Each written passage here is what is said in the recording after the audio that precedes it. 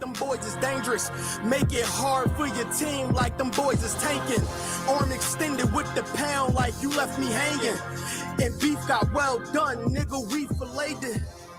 Cause I held ground like I copped some acres. And they don't really want no smokers like they puffin' vapors. When I take ground, we 6 deep in your space. Ready to wreck on what? You take ground, it's a ditch. With 6 niggas picking your casket up. Don't pass this up. They say they built different, but these niggas bounty tough. When it's beef, I rode around with the pound untucked. Coming for the crown, get rid of the bullshit. That's a rule you flush. No matter how many people or weapons, you can't war with us. I done held ground for so long, it ain't no rooting up. Long as my niggas know I'm nice, you ain't got a root for us. I stood 10 toes down in these streets, hold ground in these streets, roll around the city with the pound when it's beat.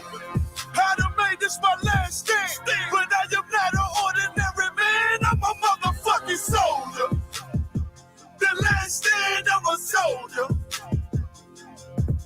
I stood 10 toes down in these streets, hold ground in these streets, roll around the city with the pound when it's beat.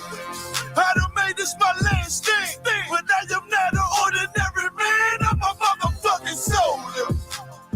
The last stand, I'm a soldier. Yeah. I was made to withstand any weapon form. They know a nigga sick, but it ain't no antiseptic form. Nigga, I'm dependable. Move like I'm in Desert Storm. Politic with generals, so I know how to move when the pressure on. Only the worthy will receive mercy.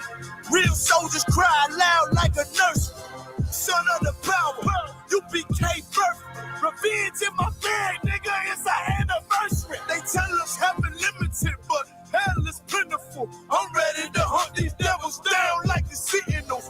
Put them all in chains by the millions. Difference between you and me, I'm a soldier, you a civilian. You became, we took the lead to end black oppression.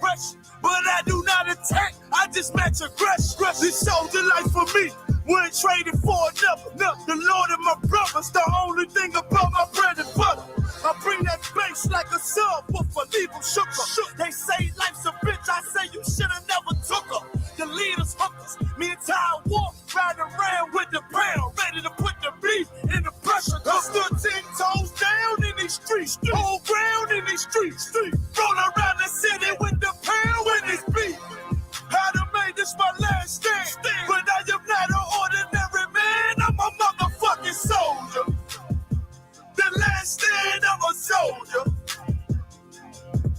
I stood 10 toes down in the streets, hold ground in the streets, roll around the city.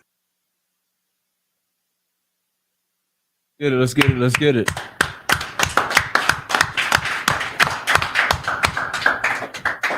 What's going on?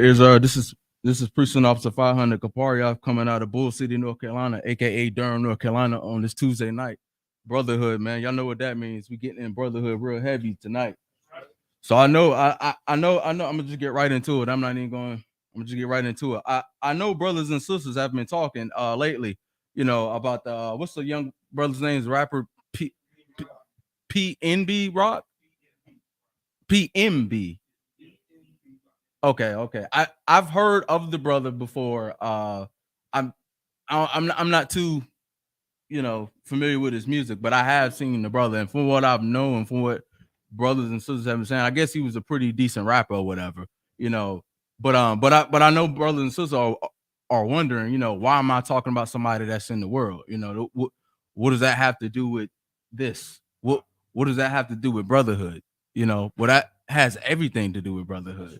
Has everything to do with it. Like I saw it on I think it was Twitter or wherever I saw, and I saw that the young man, I saw the actual video footage of not the actual crime happening, but when he was laid out on the ground, I saw his hand twitching, like his hand moving. I was like, oh shoot, like, this is real. So, but I'm gonna just get right into it. If you will, get me 1 John 4:20, and we'll just see what the Bible has to say about it. But the reason why this is so important to us, because I mean, if I was any other time, I wouldn't really pay too much attention to it. But I understand for something like this, brothers and sisters really know who this individual is. So I have to, you know, speak on topics like this, because I know when I speak on it, brothers and sisters can relate to it, you know, who are in the school, in the truth, or in the world. Right. So we have situations like that go on every day in the hood, right? Goes on every day. You know, I'm pretty sure if I went and I asked around how many brothers and sisters, you know, by a show of hands, how many of y'all got loved ones that, you know, that lost their life in the same way? I'm pretty sure that majority of our hands will go up. Some of us probably our own fathers and uncles, you know, your cousins or your brothers or whatever the case may be, right? That goes on every day. But see, the difference is when it happens to Pookie or Ray Ray in the hood, it doesn't get talked about. You know, it might get, you know, your local news coverage, but that's it. You know, your Uncle John that was shot and killed or whatever, that's not trending on social media. Right. That's not trending on Twitter, you know, because we're considered nobody. You know, nobody cares about us. Hell, we don't even care about our own selves. We don't value our own lives. You know how I know that we don't value our own lives? Because if we value our own lives, we wouldn't be smoking weed every damn day. Right. We wouldn't be smoking weed every day. We wouldn't be sleeping with our brother's wife or wives. We wouldn't be doing those things. So that's how I know that we don't even value our own lives, let alone once an oppressor or a police officer, once our lives gets in their hands, well, you can hang it up by then. So we don't value our own lives. How can we expect any other group of people to value our own lives? Right. Especially when it comes to a heathen. Who's reading? You got it? Come on, sir. The book of 1 John, chapter 4. Hold on. Young, you guys are you guys at 1 John 4:20?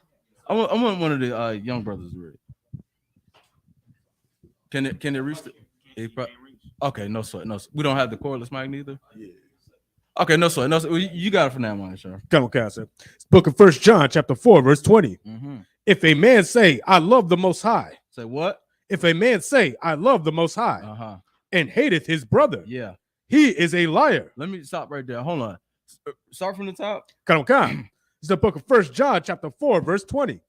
If a man say, I love the Most High. So meaning what? If you saying that you claim that you love God, Christians say that all the time. Well, He knows my heart. God knows my heart. I love God. I love God. It says what now? Come. And hateth his brother. He is a liar. He's a what? A liar. Now let me ask you something. How do we hate our brothers?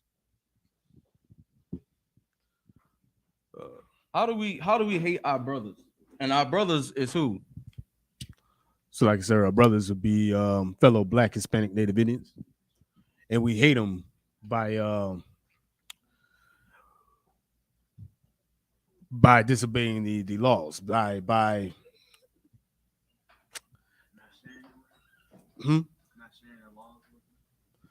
just raise your hand next time. But go ahead, Maestro. By transgressing the law, by wronging each other, basically. I mean, you're right. You're right in the biblical sense. You're right, but let's put it for the people in the world who are in the streets. Let's use this. I'm gonna mess his name up. Rock. Rock. Let me say Rock because I don't want to mess that brother. Somebody get mad. But how do we not have love? Use that same situation. Because this is all in the Bible. Like all this could be prevented. Like everything that's in the Bible, all this could be prevented. Now, granted, that brother was in the world, so you know, I'm sure he was smoking weed. That's the ultimate answer. I mean, he was, you know, I highly doubt he was keeping the laws of the Bible, but nevertheless. But how do we hate each other though? But like, what are we doing? Oh, we killing each other in the streets, sir, over jealousy or with another man's wife or adultery, basically. Yeah, because even look at that situation. I don't know, I had to go and get the report to see like the finer details. Right. But I don't know if it was one or two people. I don't know how many people came up to the brother. But from the story that I read, he was at I think a Roscoe's Chicken and Waffles, and that was all dealing with self-hate. That's really what it is. But all that's dealing with hate because they was trying to get the brother's goods and what he had on, and I guess the brother wouldn't give it up, and something went left. But that's all where it's coming from. We hate our brother because dealing in this oppression, you know, dealing in this society, you know, and because we're now in the modern day age of social media. Now everybody believes they can live this type of lifestyle, you know, looking at Facebook, Instagram, and Twitter, right? So of course, you know, you got a brother that's done pretty well for himself in life, right? But you know, he's in an area, a part of town where he probably shouldn't be, but he was trying to get something to eat with his old lady, right? But you got to think about it, put it in the mindset of a brother that's on the streets, you know, a brother that's, you know, living in poverty. and he sees what they call him, opposition, right? And then what the young kids say today? Oh, they say op. I don't think they say the full word. I think they say op. They don't know what they're saying, but the word is opposition. But they saw that opposition, and his brother saw an opportunity, and he decided to do what? To take his brother's life for his goods that he had. Right. Well, we're hating our brothers every day. Finish it out. For he that loveth not his brother whom he hath seen, how can he love the Most High whom he hath not seen? Man, how could you do this? And this is something. These are scriptures that we pull out all the time. So I don't know if Christians ever read this or not. Right. How you claim that you love the Lord, but you killing your brothers, man, every day. All these things, man, in here in the Bible, all these things like this, all our problems that we have today could be prevented. That's right. If we knew these laws. But the problem is we don't know these laws. We don't know these scriptures. Like, we may pull these scriptures out now, and you might seem like, okay, that's self-explanatory. That seems pretty simple and understandable. But these same scriptures, it's not been taught in the Christian church, because when you pull out certain scriptures like this, it's only pertaining to a certain group of people.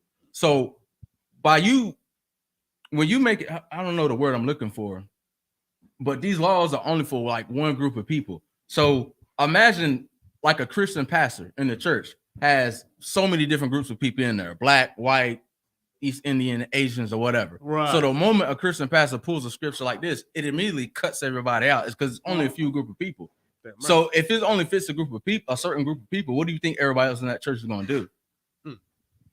So like I said, they could probably ignore it. Well, if it only refers to a certain group of people, then the other people are just gonna, not acknowledge it. I mean, yeah, but okay. Imagine if you're a part. Let's think like you're in the world, and your Christian pastor, what's the scripture? Matthew 5:17. I'm paraphrasing a bit, but I'm not sent but unto the lost sheep of the house of Israel. And then that passage says who that is, which is blacks and Hispanics and Native Indians. So what about the whites and the East Indians that's in the church? What do you think they're going to do? Oh, right. They're eventually going to do what? Who said that? Rebel. I thought you said Baal. You said Rebel or Baal? Yeah, I thought you said Baal, but they're going to leave the church. And the moment they leave the church, what else leaves? All that money, sir. Thank you. All that money leaves. That's exactly what it's about. That's exactly what they're going to do. Drop that and give me Deuteronomy 28 and 54. Okay. Man, all this was prophesied. This stuff that we have going on today, all this is not only a prophecy, but this was a curse for us, man, because we wouldn't listen to our Father, which is the Most High, because we decided not to keep the laws. We decided not to obey. Right. And these are curses. This right here was talked about in the Bible. Let me know when you get it. Okay. It's the book of Deuteronomy, chapter 28, verse 54. Mm-hmm. So that the man that is tender among you. There's what? So that the man that is tender among you. You know what? Like if I could, man tender among you, man who's kind-hearted, maybe slow to anger, a good brother, you know what I'm saying, tender among you. Like you had any more on that? Okay. Go ahead, keep going. Okay. So that the man that is tender among you and very delicate, his eyes shall be evil toward his brother. What now? His eyes shall be evil toward his brother. How is the brother's eye evil towards one another? So like I said, if I could, go ahead. Maybe perhaps he's plotting on the brother. He sees, he looks at a brother and he's thinking, okay, yeah, I want to, take what he's got, or basically plotting on. That's exactly what it is. That's exactly what it is. The same scenario. Okay. The same scenario with Rock. That same scenario, because the brother I guess he had on, like most rappers do, athletes, they got the jury on or whatever the case may be. So I guess he's seen the brother out or whatever, and he saw this is the opportunity for me. And I guess, and I haven't seen the video, so I'm kind of going off some of the reports I've seen. So I don't know. I mean, I could be wrong about some of the things, but for the most part, I mean, it's about hating on your brother, having the evil eye, you decide in your mind, well, let me take that brother's life, right? Because I can't hang out with the brother, I can't get next to him, I can't get near him, I can't hang out with him, I can't get nowhere near him. It's like, damn, like the only thing I can do is take his life. It's almost like an interview that I saw that Lil Boozy had did, and I think he's mentioned the same thing. And it's almost like it's like The only thing I can do is take his life because I can't get with him. I can't build with him. I can't get money. I'm frustrated. I'm working. You got a comment? No. Just raise your hand. It's a song. It's a song. Yeah, I don't know neither. But Lil Boozy talks about the same thing. I'm talking. Boozy talks about the same thing, you know, and again, he's in the world or whatever, but you know, nevertheless, talks about the same thing. You got a question too, brother? Yeah, I was going to say you must be thinking about the. Sorry. You talking about the Vlad TV interview where he said hypnotized with hatred? That's it. Yeah. Now, and I watch this stuff from time to time, but I think that was it. I don't remember which one, but he was saying that something along the same thing because that's what it is. It's like, you know, here I am where I'm working, you know, 12, 13-hour shifts day in, day out, night in, night out. I can barely pay my bills. By the time I get paid, by the time they take taxes out my check, by the time they take child support out, by the time I pay my bills, I got barely enough money, you know, to pay for gas. And, you know, I pay for gas, put gas on my car, food on my table, you know, to feed my family. I barely got anything left. And here come along this rapper, millions of dollars flashing, coming into the hood where I'm at. I'm barely making money. Like you got like, and I'm not justifying it, but I'm trying to put you in the mind process and the thought process, you know, of that brother in the world, because I myself, much like some of us, was the same brothers, you know, in the world with the same mindset. And don't get me wrong, just because I'm saying I'm touching on the lifestyle that those brothers may be in, I'm never justifying it, but I'm just trying to give you the mindset or the perspective of what a brother in the world is in. So you got to understand. When you're not in that, when you're not in here, when I say in here, I'm saying when you're not under that protection, under that veil of protection from the Most High, where you're not keeping the laws, like you're out in the world and that's what you having to deal with. You know what I'm saying? Like, and don't get me wrong, like I have to go out in the world and go work too, so I might face certain things as well. But the difference between the brothers and sisters in here versus in the world, we actually keep the laws of the Bible. That's right. We actually do what the Bible says to do, and don't get me wrong, you know, that's a very sad thing that happened to that brother, you know, and I don't wish that on any of our brothers and sisters, but I use stories like that as an example so that can motivate brothers and sisters that's out there in the world. Like, y'all see that and you don't want that happen to you, brother, sister, hey, come in here. We want you. We here. We for you. Any Black, Hispanic, and Native Indians, man, that's under the sound of our voice right now, man, this is for you. You are to come in here, because when not, you're out there in the world, and those things happen all the time. He's just a rapper or entertainer in Hollywood or whatever. So of course, you know, something happens to him. You know, it's worldwide news. You know, it's like, I swear, every other month it's a rapper dying. Rock. Who was the last one that was killed? I can't keep up anymore. What's his name? The brother from Louisiana. Jada. Thank you, Jada Youngin. Was that an overdose or? Okay, Jada Youngin, Dolph, thank you, Young Dolph, Nipsey Hussle. Well, I mean, yeah, he's a heathen, but yeah, I mean, he's a rapper, entertainer. Pop Smoke. I mean, I can go down the list. King Von. I can go down the list. Now, with all those rappers, who could tell me what they all have in common?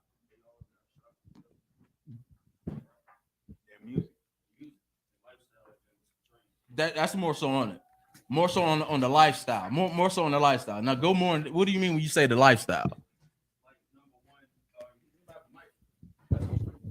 And the reason why I say lifestyle is because I'm gonna get to you in a second. And the reason why I say lifestyle is because of what? Because you got R&B artists out there too. They're in the same industry.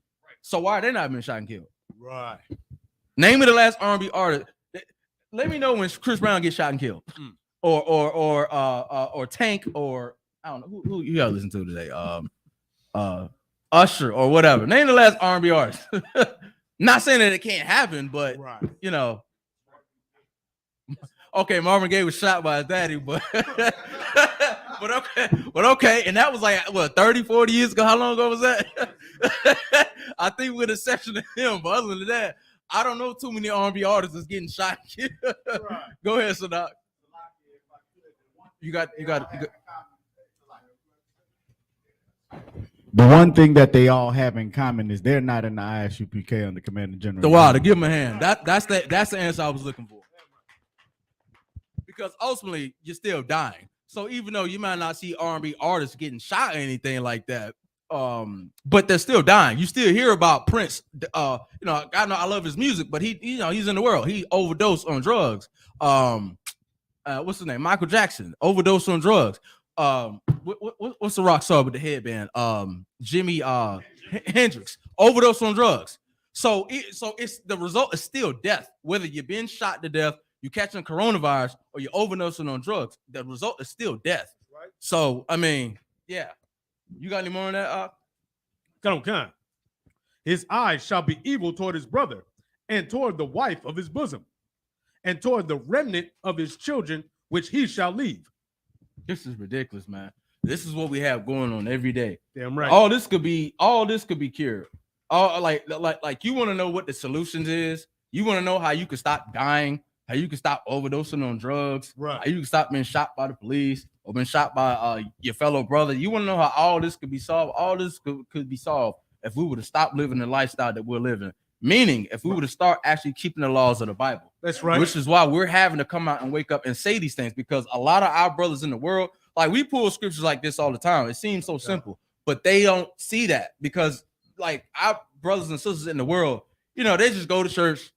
The pastors open I ain't got a Bible. I use this one. Pastors just, read whatever scripture, and it came to pass after these things, and then they get, y'all know the lingo, man. We're in the South. Okay. They get all emotional and then start preaching prosperity, and that's it. Singing and dancing, clapping, beating on the tambourine. Right. That's it. But then after all that, ask them, now what did you learn? After all that, you can't put the cigarettes down. Right. After doing all of that, you don't know that you smoking cigarettes can cause you cancer. Hell, even a doctor tell you that. Okay. Come on now. Read from the top, or did you finish? Yeah, come. Okay, just read one more time from the top. Come. Book of Deuteronomy, chapter 28, verse 54. Mm-hmm. So that the man that is tender among you and very delicate, his eyes shall be evil toward his brother, and toward the wife of his bosom, and toward the remnant of his children, which he shall leave. Drop that. Give me Leviticus 19 and 18. Okay. All this could be prevented, and I'm gonna keep saying it. I'm gonna keep repeating myself. All this could be prevented. It like I said, it's such a sad thing. Every time I turn on the TV, it's another rapper dying. It's another rapper, being slain in the street. And I think to myself, I'm like, damn, shoot, who the hell want to be a rapper now? Like, dog, I don't want to do that, man.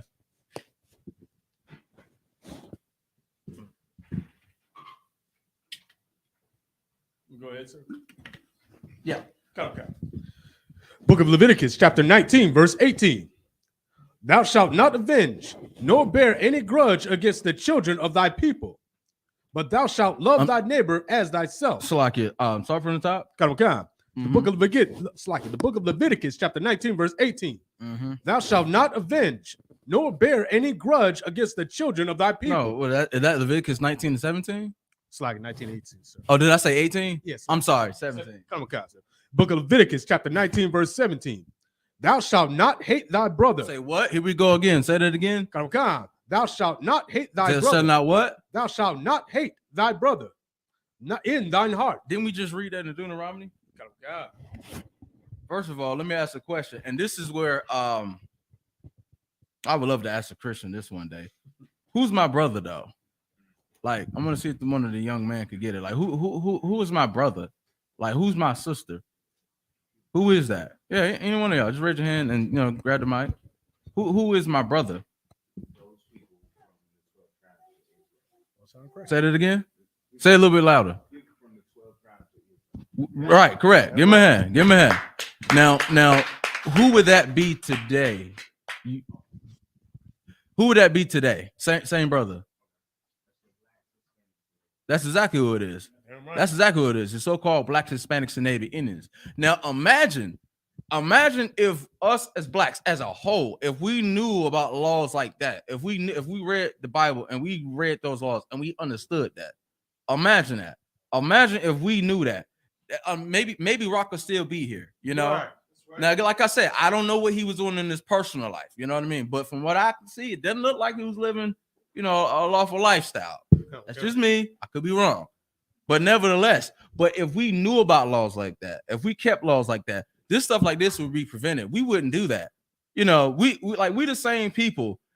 We'll kill each other, you know, because I gotta hold our own selves accountable. We gotta hold ourselves accountable as well. That's right. Like, we the same people that'll kill one another, kill each other for whatever, you know, money, women, whatever the case may be. But then we'll see, you know, George Floyd or Botham John, the brother that was shot in his own house, you know, y'all know what that is. Or what's his name? Brother that was choked out in New York. No, not George. Eric Garner. We'll see stuff like that and we'll get mad and upset and want to march and protest and talk about Black Lives Matter. Well, let me ask you something. Where's Black Lives Matter at when Rock was killed the other day? Where's that at? Where's that? I don't hear. Hey, look, I swear, I typed that in Twitter. I don't even use Twitter. I don't use social media at all, but I'm looking and I'm typing. I'm saying hashtag Black Lives Matter. I'm trying to see if he's showing up. I'm trying to see where that at. I don't hear LGBT, LMNOP, no Black Lives Matter, no Al Sharpton, no none of that. But let it be, you know, let it be John to somebody in the hood or whatever that gets shot down by the police. Then we'll hear that. Then everybody comes out the woodwork out of nowhere and want to have something to say. Right. All right, but with that, that's my time. I'm gonna pass the class over to precinct officer 500-year mark.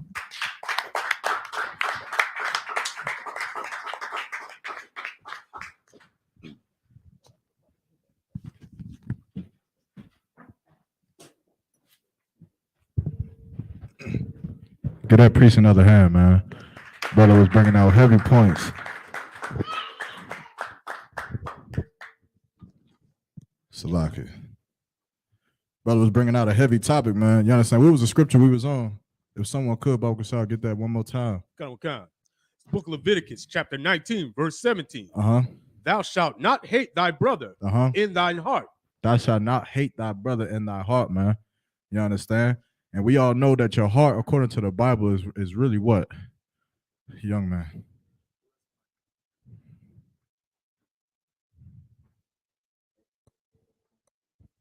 Your heart is your mind. Your heart is your mind. That's right. And that's important. Why?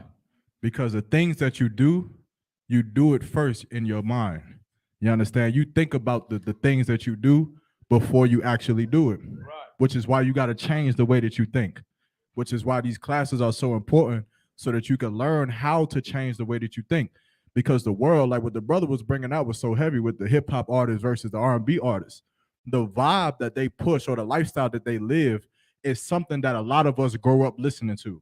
It's something that it's a world that a lot of us grow up living in, and because we live in that world, the things like what happened to PNB Rock, it isn't surprising to any of us. Nobody heard that news and said, "Oh my God, you understand? This is something that never happens to black people." They may have said, "Oh my God," because it's PNB Rock, but no one said, "Oh my God." You understand? Like, how many of y'all remember when Kobe Bryant died? That was a shocker. That wasn't something that was normal. That was something that never really happens because it's rare.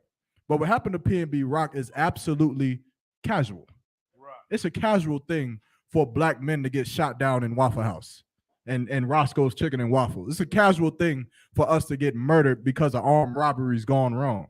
It's the casual thing in our lifestyle in our neighborhood because the life of crime and the life of wickedness is such casually promoted throughout everything that we do, throughout every movie that we watch, every piece of music that we listen to, everything that we do pushes us murdering each other, man. And here's the thing that we got to start to realize. Why is that the case? Why is it the case that every time we look on TV or every time we listen to music, the ones who is proliferated throughout the face of the earth are the ones who is pushing us to murder each other? The ones who is proliferated throughout the face of the earth are the ones who teach us to sell drugs to our own people. They the ones who tell us to pick up a gun and go be the dope boy on the block or to go be the baddest killer on the block. You understand? And then they making it to be rich, teaching us something that's absolutely wrong. You got to question that. How many of y'all know who Snoop Dogg is? Snoop Dogg is a giant in the earth. He's not just famous in LA. No, good night. Snoop Dogg can go to Europe and sell out arenas, and he's old. And Snoop Dogg is known for what? Come on, what is it? Being high, sir. That's the one I wanted, right? For smoking weed. Now let me ask you a question. Isn't smoking weed illegal?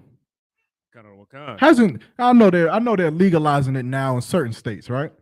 But let's say when did Snoop Dogg get popping? What year was that? 93. And in 92? 90, 92, 93? He checked you, Thought one. He got you. He said 92. Get the facts straight. Look, but back in 92, 93, 94, whatever, was weed legal? No. So how the hell did he get rich off of doing something that you would get shot for? How the hell did he get rich and famous and popular off of doing something outlandishly that you would absolutely go to prison for? There's people in prison right now because of weed charges, while Snoop Dogg can get on a private jet, smoke weed, land in Europe, smoke weed, sell out a concert arena, smoke weed while he's performing, get back on the jet, come back to America, smoke some weed, but yet you in some cell because you had 12 grams on you at the time, and now you in prison. So we have to start to understand that the things that is being pushed to us is really being pushed to us so that we can't end up like P&B Rock, so that we can die, so that we can murder each other, man. And we're going to get into it. Finish that scripture. Mm-hmm. Thou shalt in any wise rebuke thy neighbor and not suffer sin upon him. Not to rebuke thy neighbor means what? What does this mean? And y'all get ready too. Y'all brothers, y'all get ready to pull y'all brotherhood precepts. I want all of them. We're going to get all of that today. So y'all go into y'all precept books or y'all Google machines and y'all start getting them precepts out, man. Because this thing right here, even though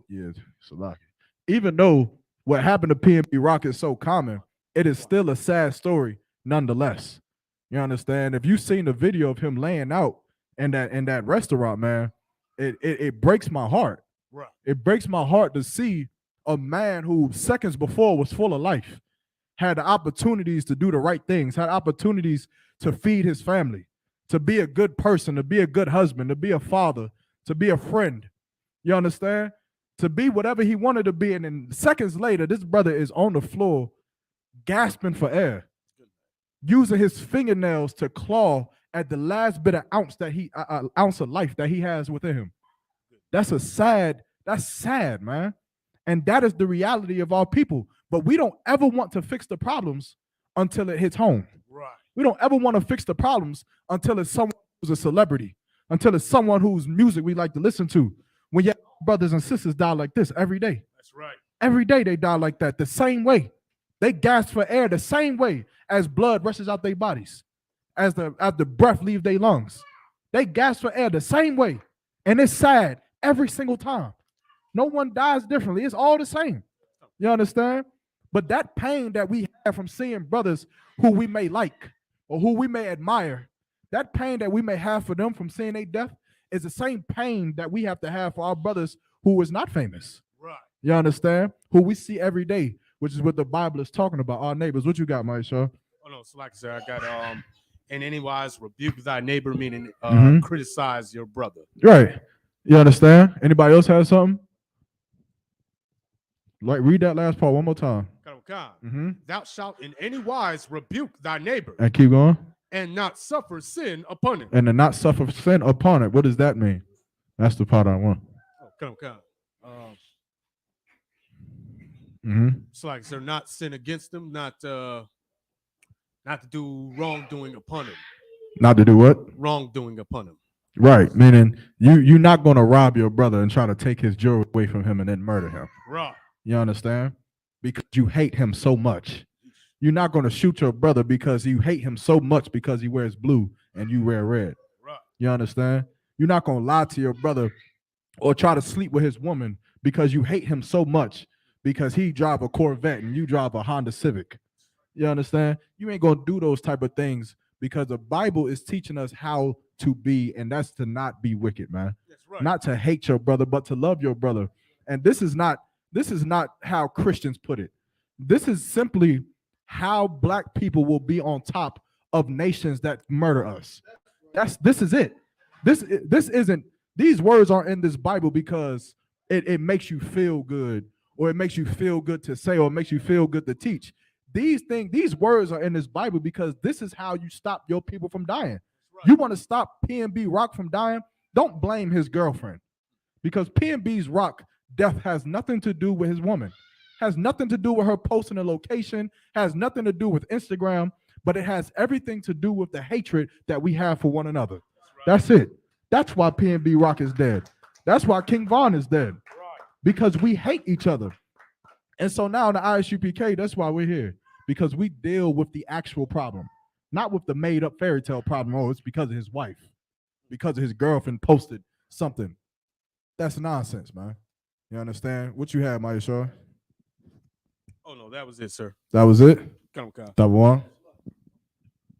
I could, just what you're saying is so heavy, because the funny thing is everybody getting on her case. Like people are really trying to make it seem like, what I'm saying? People, I think Kodak Black said she should kill herself. Right.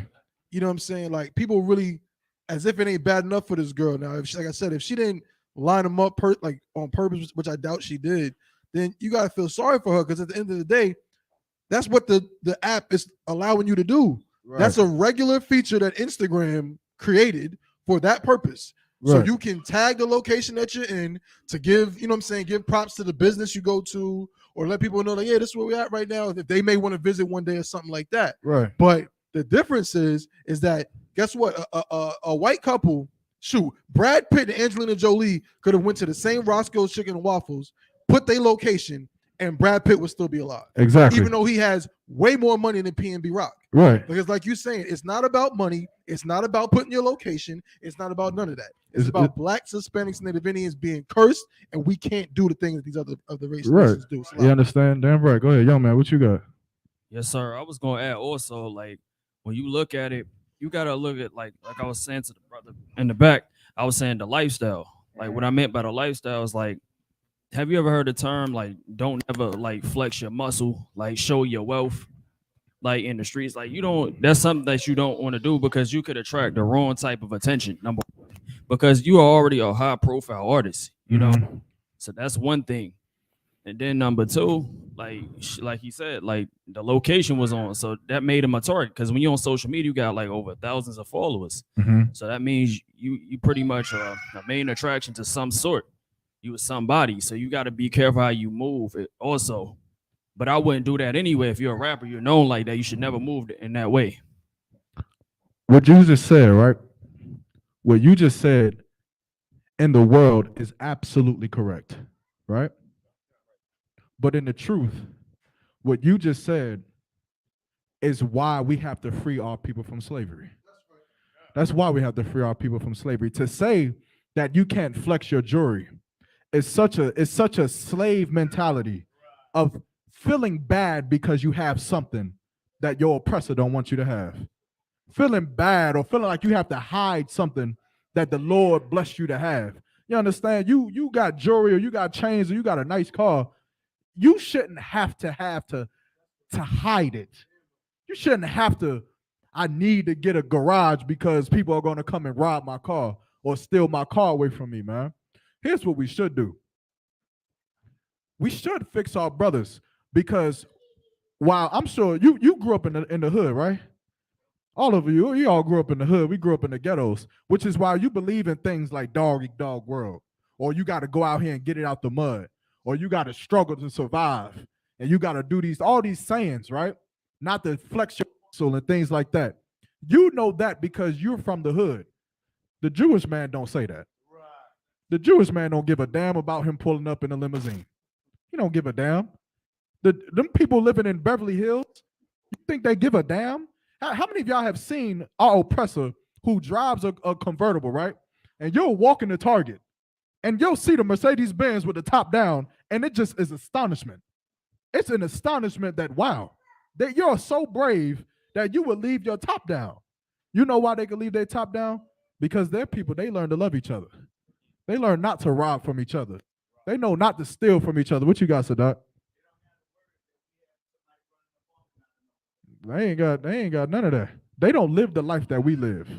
You understand? They don't have the same reality that we have. Now, here's what we have to do. We have to change it. And in the ISUPK, wear all your jewelry. Come to class blinged out. Wear your $100,000 chain up in here. I want to see it. Shine. You understand? I'm wearing mine right now. Dapper Juan can come in here with $2 million ring on his finger, and we all gonna be like, God damn. And guess what? He gonna leave with it. He can leave it on the table and leave for 2 weeks, and guess where it's gonna be? Inside this building.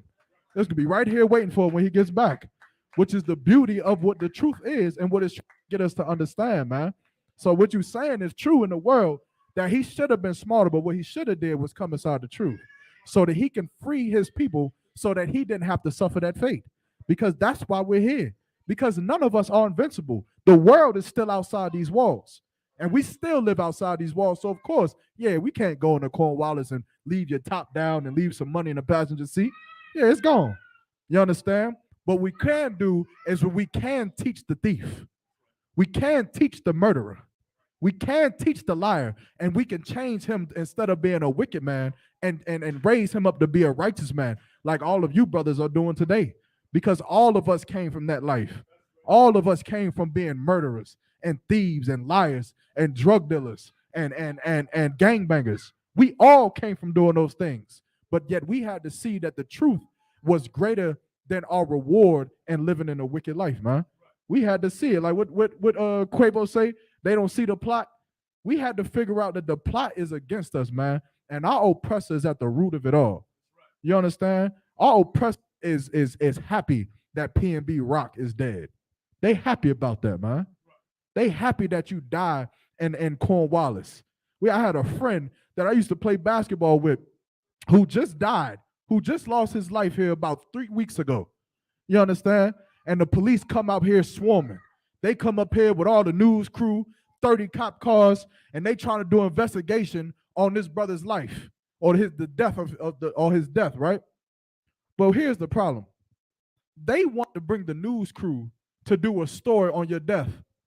But where's the news crew on the story of the children who don't got food? Where's the news crew for the women who can't pay their bills? Where's the news crew for the grandmothers who done lived inside this country for over 60 years, done survived racism, done survived depression, made it to old age, who was getting evicted out of their apartments, out of their townhomes because they can't afford it? Where's the news crew for them? Where's the big stories for the poor of our people? Where are the big stories for the oppressed of our people? For the condition of our neighborhoods? For the water that is dirty that we have to drink? Mississippi, Flint, Michigan. Where's all the commotion for those things? There isn't. But it's a big commotion when we kill each other. You know why? The same reason why you like to watch Avengers. They love to watch us kill each other just as much as you love to watch them kill each other on movies. That's all it is for them. It's a game. It's entertainment. They'll find a new P&B Rock. I guarantee you. What was his label? Was it Empire? Empire is finding a new P&B Rock as we speak. They don't give a damn about P&B Rock. They're going to go find the next one, and then they're going to raise him up, and then when he dies, they'll go find another one. Because our life isn't valuable to them, man, which is why our lives have to be valuable to each other. You understand? Before I go into the next scripture, does anybody got any questions? It could be on topic, off topic. Go ahead. Mm-hmm.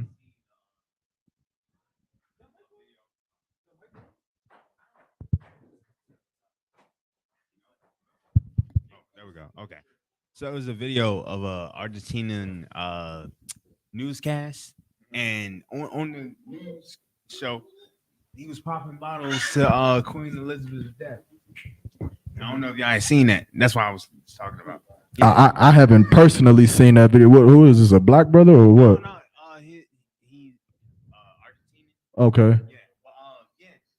I think he's like the head anchor, and he popping bottles to her death. I just thought that was something to talk about. You have a question, or you just throwing that out there?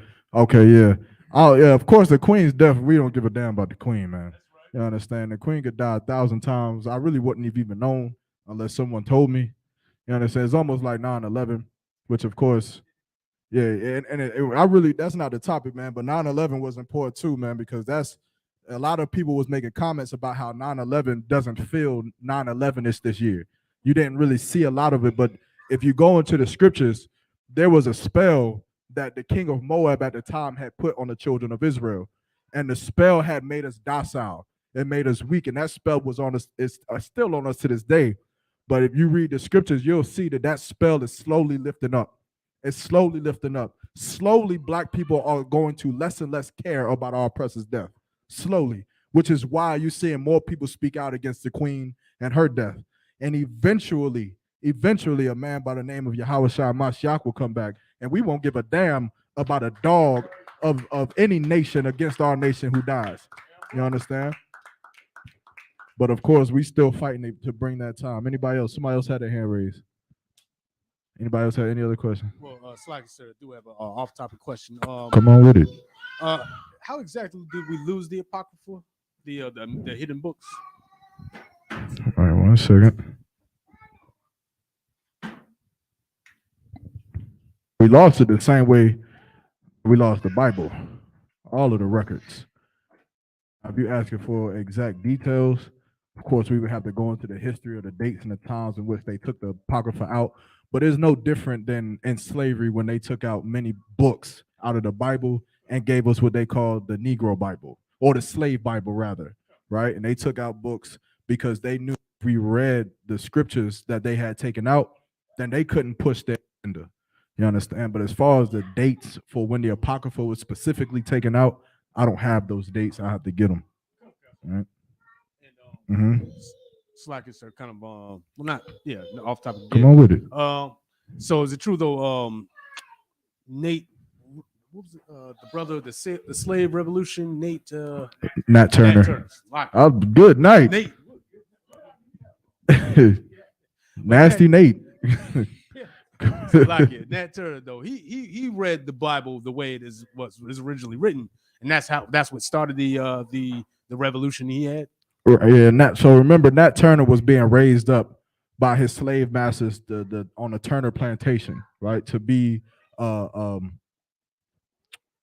pastor, right? Because again, this is after the time of Willie Lynch, and slave rebellions was happening. Nat Turner was not the only slave rebellion. This was something that was starting to grow like wildfire. Once slave plantations was hearing that, oh, this plantation had rebelled and they had this much success, or this, that, and the third, it started to seem like something that they should do. But at the same time, Nat Turner was being raised up as a pastor because our oppressors, they realized that the only way that we're going to be able to get our slaves to follow or to listen to our religion, which is our agenda, is if they hear it from one of their own. It's a tactic. You understand? You get someone who's great among them to tell, like, imagine we here and LeBron James comes in here and tells everybody we need to go next door. It's simpler than if some oppressor come in here and tell you we need to go next door. You'll trust LeBron James because he's black and he's great. And so that's what they try to do with Nat Turner. They try to make him into a pastor so that he could pacify the rest of the slaves so that they would not rebel. But of course, Nat Turner went into them woods and he put that headband around his head like many of you brothers got today. And he studied. And he studied with many different brothers, many other slaves inside of them caves in the woods. And they seen that the scriptures that they were pulling that was condemning them, or that was, teaching them that they should be slaves, that the Lord was condemning our oppressor for the crimes that they was committing, which of course is why Nat Turner went and did what he did, which is wrong according to the Bible, but that was his reasoning behind it. Anything else? Young man. Yes, sir. Like, I was gonna ask about like the different versions of the Bible. Like, how did that all come about, and why do we like go from the King James? Well, anything other, the King James version is the closest translation, right? There's a difference between a translation and an interpretation. New King James version or NLV version, all of those different versions they're not translations of languages, which is why King James version is written in what? English. The King James version Bible is written in English. What is the NLV version written in? It's like a Latin, sir. No. It's in English. All of the versions that you have that's new are written in English because it's not a translation from a language to another language. It's an interpretation, meaning I could create my own Bible. I could bring out the YWB, Yaramak with Brains Bible version, And I can say that in Genesis 1:1, when it said, "Let there be light," I can say, and let there be a shining thing. And that's my interpretation, because that's what I got from that, right? And that's another interpretation, but that's how those Bibles come up. All of them are nonsense. They're not translations. King James, the 1611 King James Version is the closest translation you would get to the original text, right? The Dead Sea Scrolls, the Torah, all of that. Anything else? Come on with it. Oh, these are good questions. These questions is necessary, because if you don't ask them now, someone's going to ask you, all right? And they ain't going to ask you in a sense of trying to gain knowledge. They're going to ask you to prove to you that you don't know what you're talking about. So you should ask them now.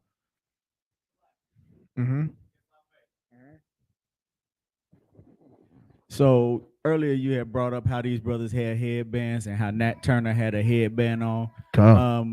Of course we know, but could you give it to the brothers about exactly why we have these headdresses, or what the headband represents, why we wear a headband when we're reading and breaking down scriptures? Salakia. Khan.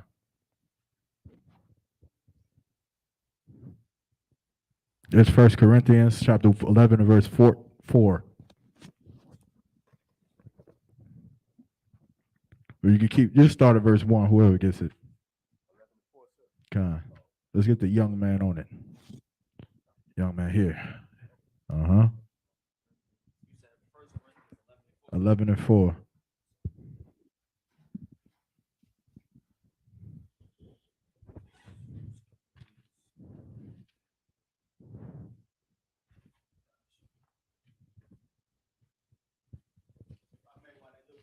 Khan.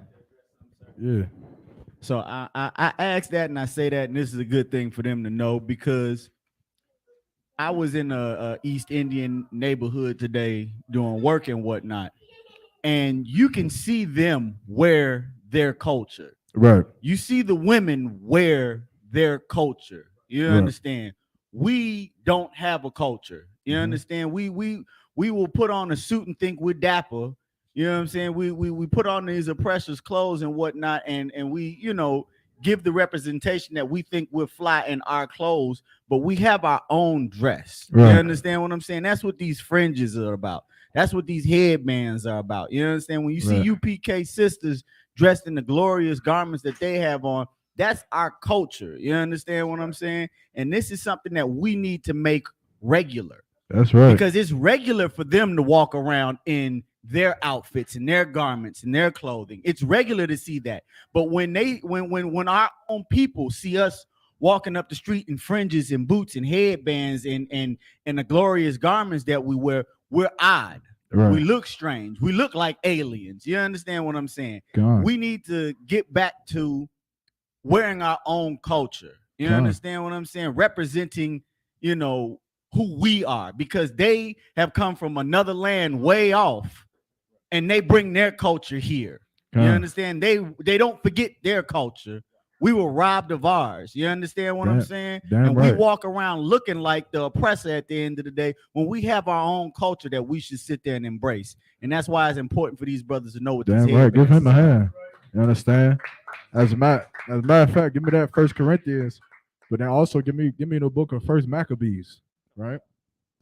Give me all that, because that's absolutely true, and it's absolutely a glorious thing for young brothers to learn, man, so that you're not afraid to wear your culture, like the brother is saying, man, because it is something that was taken away from us. And Christianity, through 400 years of Christianity in America, they've taught us or trained us up to be soft in this place, man.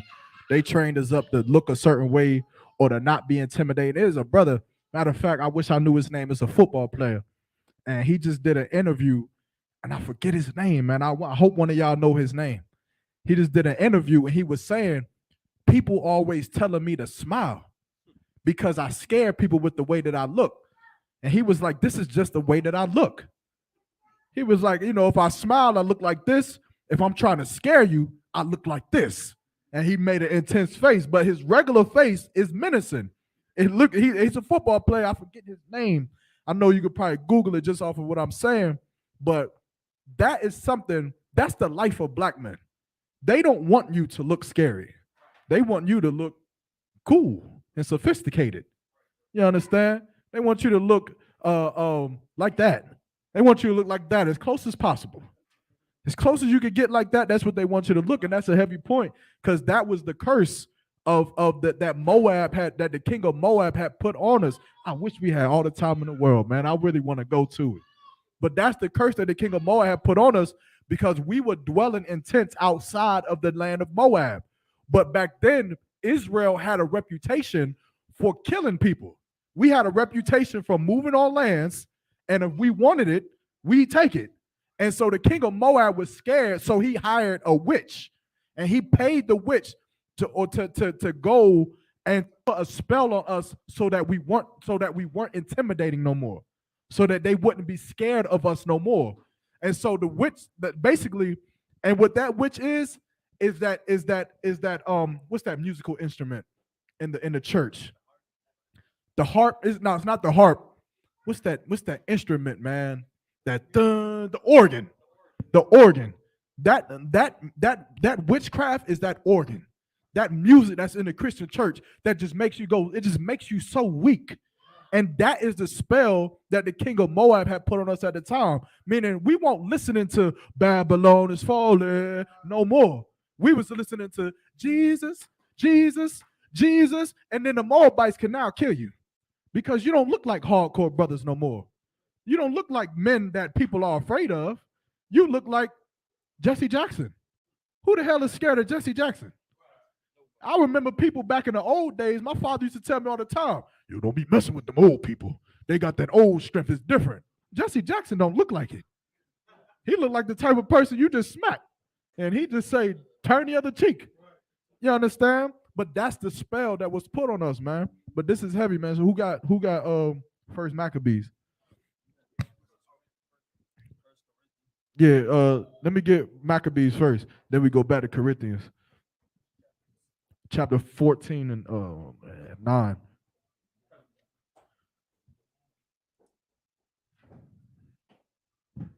Or 8. Let's start at verse 8. It's the book of First Maccabees, chapter 14, verse 8.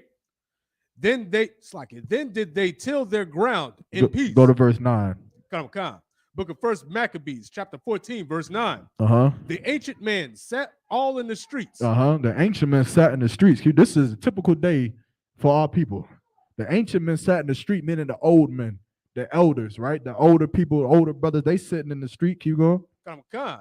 Communing together. They talking together, man. They just talking about the good old days and how they used to tip over cows in the fields and things like that. You understand? Keep going. Come, of good things. And the young men put on glorious and warlike apparel. But the young men put on what? Glorious and warlike apparel. No, they put on pinstripe suits. Glorious and warlike apparel. No, they wore dresses. Glorious and warlike apparel. No, they put on high heels. Glorious and warlike apparel. They were influencers. Glorious and warlike apparel. They tight pants. Glorious and warlike apparel. They put on glorious and warlike apparel, Damn man. right. Warlike. What does it mean to be warlike? It means ready for war. Meaning if you equivalated today, they had them boots, braids, beards, and cargo pants, and them holsters on the side of their hips, and they had them vests with the plates in it, and they had the spray on them, and they had the rope, and they had the first aid kits, and the travel bags, and they had the bullets, and they had everything they needed to survive or to be ready for war. Because that was the lifestyle that we lived, because we were soldiers, because we were warriors. But of course, now what are we? Choir directors. We're a bunch of singers. We're a bunch of singers, and we dance, and we act, and we teach in colleges, and go ahead. We enjoy P-Valley. We watch P-Valley from time to time. We argue with our ribs here and there. That's when the warriors start fighting. When you start arguing with that rib, and you like, I know I'm supposed to be a soldier, but something telling me to just, and then you just go back to being weak, and then you just bow your neck, and then you go to church. But of course, our people back then, we wore warlike apparel, man. You understand, GP?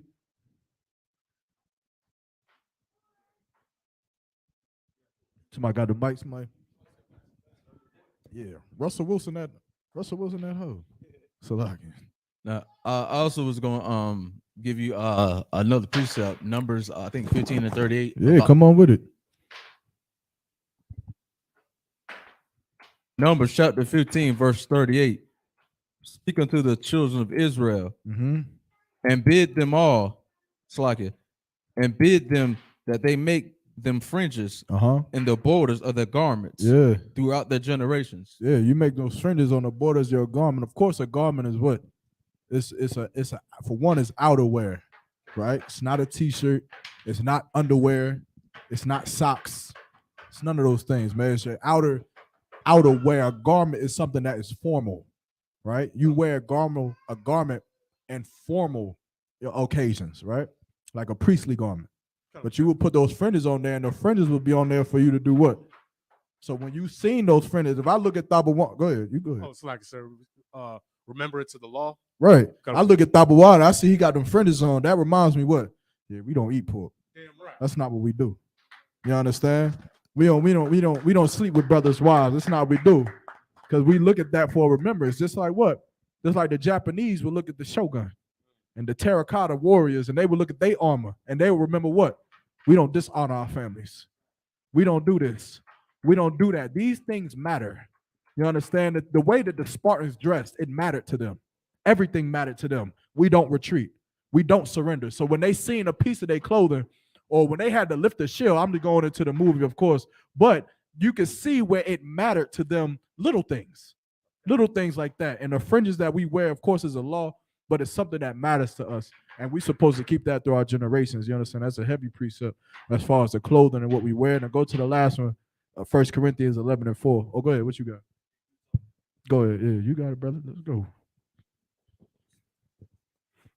You can start at verse 1. Uh-huh. And I see the people on the Instagram, some of y'all heckling, man, but no sweat. No sweat. We trying to save the lives of PNB Rock. Right. You understand? But you keep going to Dame's Chicken and Waffles if you want to. We'll be trying to save your life next. No sweat, brother. Come on. Yes, sir. Come, sir. This is the book of 1 Corinthians, chapter 11, verse 1. Uh-huh. Be ye followers of me, Uh-huh. even as I also am of Christ. So you want to follow Christ, do this. You understand? Come on. Now I praise you, Mm-hmm. brethren, Uh-huh. that ye remember me Uh-huh. in all things, Uh-huh. and I keep the ordinances. Remember Christ in all things. Understand? Remember how he sacrificed for us, how he died for us. So when you scared to wear warlike apparel, when you scared to walk in a Walmart with that headband on, remember who Christ was. And remember that he wasn't scared. And remember that you have a debt to pay because of him. Keep going. Sir. I'm a concept. Yeah, no sweat. As I delivered them to you. Uh-huh. Verse 3. Because he gave us this. How did Christ deliver them to you? How did he give it to you? He's like it, sir. He demonstrated. He showed it to us by doing it. By Yeah, he did. You're right. But how did he give it to you specifically?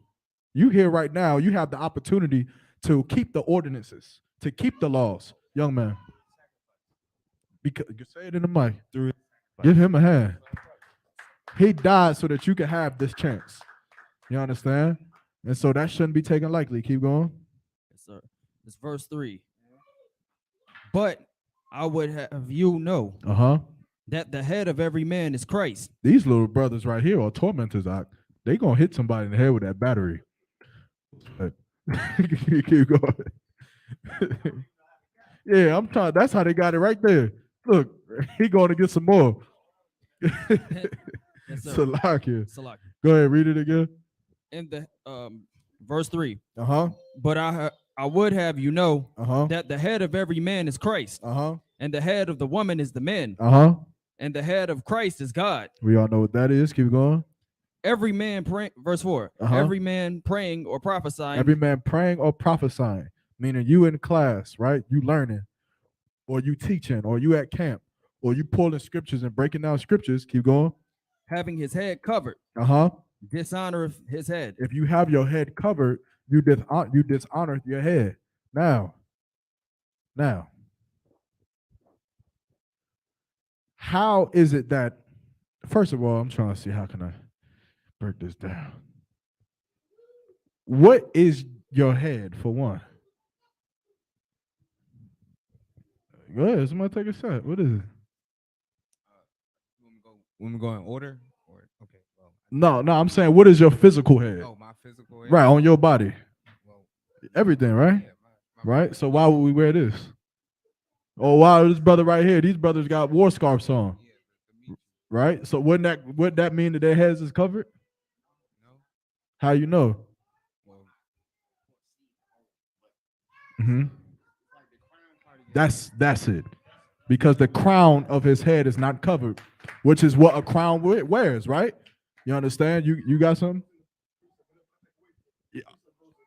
All right, don't forget that, right? Which is what a king wears, right? A king wears a crown, right? And that's what we wear. And also this, right? Because of course, fake Israelites would teach against like these brothers what they have on, or they would teach that you don't need nothing on your head. But here's the problem. If you teach that because your head needs to be uncovered, so you wear nothing on your head, then who do you look like? You look like everybody else. You look like all of them. They heads uncovered too. They don't got nothing on their head. But this is a distinction. You understand? You see a brother like this, you see he's purposefully keeping his crown open for the Lord. Purposefully. If he didn't have nothing on, he could just be a Christian. You don't know where he could be a whole Chinese man out here with nothing on. And now, how else do you know that that is the part of the head that has to be uncovered? Who covers that part of the head? the Lord. The Lord doesn't cover this part of the head. Who covers that part of the head? I know you know. If they don't get it, I'm gonna come right to you. I know you know. Who on earth right now covers this part in the head in the name of the Lord? And I'm gonna give you a hint if you don't got it. Yeah, young man. The Jewish man. The Jewish man. He covers that part of his head right now. You understand? And the Bible says in the book of Revelations that what? That he is the synagogue of Satan. Right. You understand? And we shouldn't do that. Right? Tabawan, what you got? Yeah. Or should I finish out the woman part too? All right, and just finish that out real quick. We go get to the precept. So a man is not to cover his head, which is why we wear what we wear. You can wear a crown, like what I have on right now. You can wear a war scarf, is what these brothers have on, or you can wear a mitri, which is what Commander General Yohana has, and this picture right there, or that red one, and that picture right there. You know, certain brothers, whatever your style is, if that's your style, right? But those are things that we would wear. You understand? Go ahead. Go, read what you got, Salakia. Verse 5. No, finish him. Yeah, that was the last part of that verse. Yeah, go to verse 5. But every woman that prayeth or prophesieth with her head uncovered dishonor her head. So a woman is supposed to do what? She's supposed to cover her whole head. You understand? Right. Wrap that thing up. Get that wrap. Go and sisters, man. Don't be, man. Look, yo, I love me a sis who know how to wrap that thing in styles. That's right. Who take the time out to come in here and show me. So I ain't never seen that before. Like, damn, Tabawan, she got a. You see that sis? She got a butterfly wrap inside her hair. You got the butterfly flying out the headpiece. I don't know. You know, something crazy. Like, how the hell you do that? You understand? Like, take time to serve the Most High, man. Bring glory to the Most High name, because that's who you doing it for. So take your time and make it look good. That's why in here we ain't GMS. Y'all brothers, when y'all come in here, y'all, I know your younger brothers, y'all coming in, but as y'all get further along in the truth, you understand? We glorious in here. You got to care about your image, man, because we directly represent the Most High. We are the closest thing to the world, to the Most High in Christ. We are. That's when Christians see us, they are seeing the closest resemblance to seeing Christ in the flesh when they look at you. And that's the truth. They look at you, they see exactly the closest thing that they would be to looking at Christ, man. Not because of how you look, but because of what you do. And because of what you do, how you look matters. So bring glory to his name, man. Don't be out here being GMS. Just putting on any old guy, what they do? They cut off they grandmother curtains and make a garment out of that, man. You understand? Don't do that. Don't do that, man, because the Lord is glorious in everything that he does. Somebody Somebody had their hand raised back here. GP, you have something? You sure? All right. Somebody else, top of one. You good? You ready? I was gonna read this little All right. precept. All right. Come on, GP. Yeah. I remember now. Because you brought up Mitri. I want to see if you could explain the difference with the Mitri, because I ain't gonna say no names, but there's a brother in the world that wears a Mitri and he puts a jewel in there. Because all the meat. Yeah, I ain't gonna say no names, but The because dude off Sinbad, ain't it? No, I'm messing with you. I don't know. no, I'm talking about Nick Cannon. Nick Cannon. Oh yeah, Nick Cannon, man. Because brothers see that and think like that's the same thing. Yeah, but a Mitri is like, again, like I said, with the example, I don't know about the scripture right now off the top of my head to break that down. But the thing about what Nick Cannon and a lot of fake Israelites do is that the truth is that they're gay, so the things that they do just looks gay. You understand? And in here, we're masculine and men of war, so the things we do just make sense.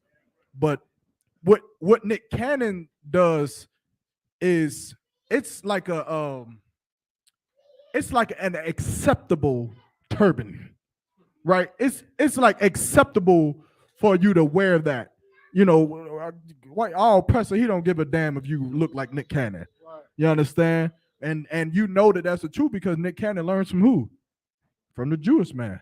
That's who he studies with, him, Amari Stoudemire, all of them. That's where they get those weak Mitris from. Our Mitris are glorious. Nick Cannon's is gay. That's pretty much the difference. What you got, Sadak? Hey, Salakia. Uh-huh.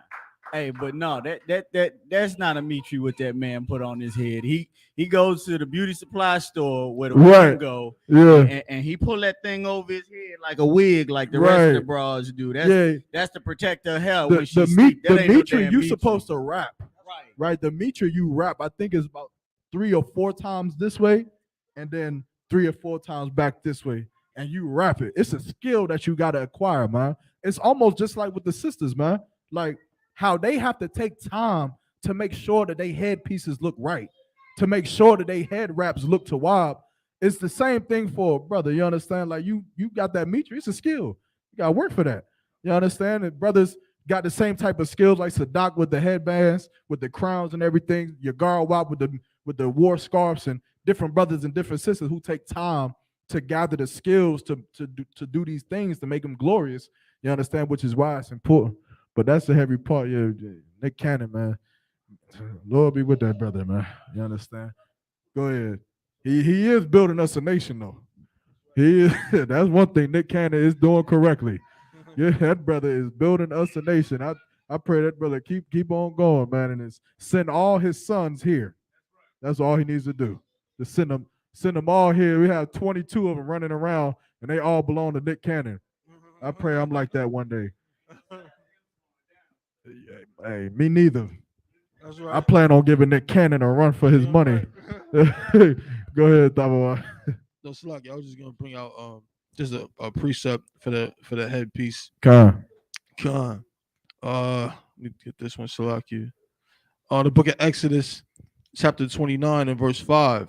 And thou shalt take the garments and put upon Aaron the coat. Yeah.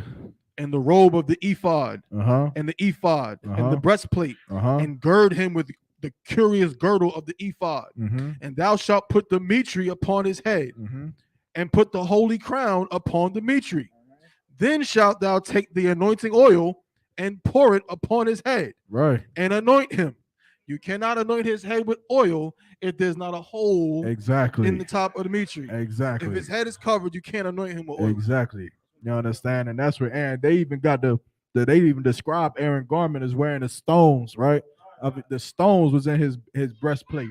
And I think the stones are from the 12 tribes of Israel, right? If I'm not mistaken, each tribe has a stone that represents that tribe. And Aaron put them in his breastplate, hardcore to the bone. You understand? Which shows you what? That thousands of years ago, even Aaron was doing what? The same thing y'all brothers be doing. Sitting there before the Passover, like, man, how am I gonna be fly? What can I do? I'm gonna go get the diamonds and put the diamonds here, and I'm gonna get the studs and put the spikes on them, and I'm gonna have the gun and the automatic turret on my armbands. Look at Salaki. They're getting in the predator, man. But the point is that Aaron he didn't do what GMS does. You understand? He made sure that he looked glorious before the Most High, man. You understand? And where was we at? We had a scripture waiting, or come on with it. Yes, sir.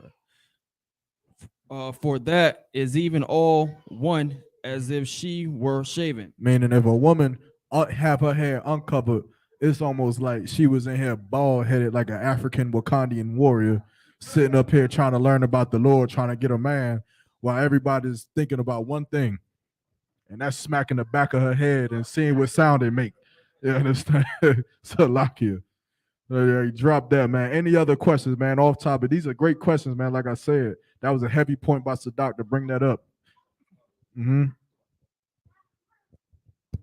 So, like I said, off topic, you were mentioning 9/11 earlier. I heard there was a scripture in here that a prophecy of 9/11 happening in the Bible.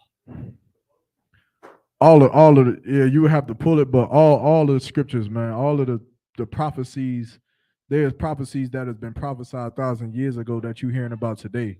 COVID-19. Now, I'm not sure exactly what you're asking about 9/11 specifically.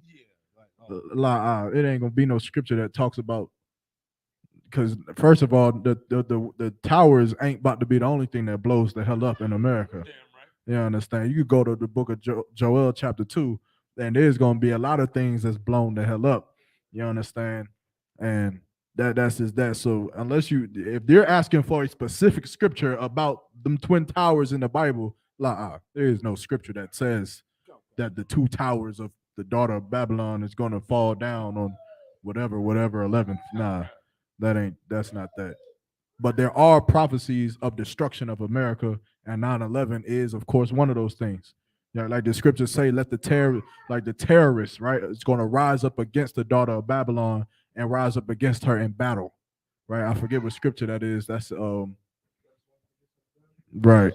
I forget which one that is, but it's one I pull all the time. It's slipping my mind right now. I gotta let me get that for you.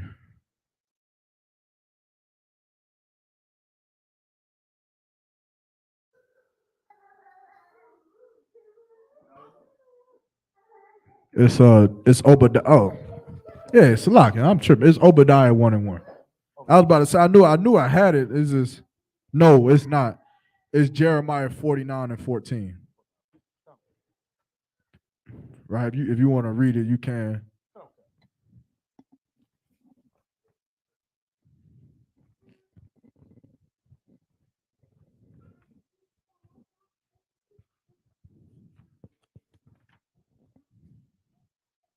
Or you could just start at verse 13. Come on. It's the book of Jeremiah, chapter 49, verse 13. For I've sworn by myself, saith the Lord, that Bozrah shall become a desolation, a reproach, a waste, and a curse, and all the cities thereof shall be perpetual waste. All the cities thereof shall be perpetual waste, meaning 9/11 ain't the only one, and you ain't seen nothing yet. Keep going. Verse 14. I have heard a rumor from the Lord, and an ambassador is sent unto the heathen. An ambassador is sent unto the heathen. You understand? An ambassador is someone who speaks for nations, right? They go and they make the deals. They're the ones who try to work out wars and try to make sure that everybody's straight, or they start wars. Keep going. Sent unto the heathen, saying, gather ye together and come against her, and rise up to the battle. And rise up to the battle, man. Meaning these heathens, they're going to send them back, like the Tabawan. What's the Muslims that hate each other?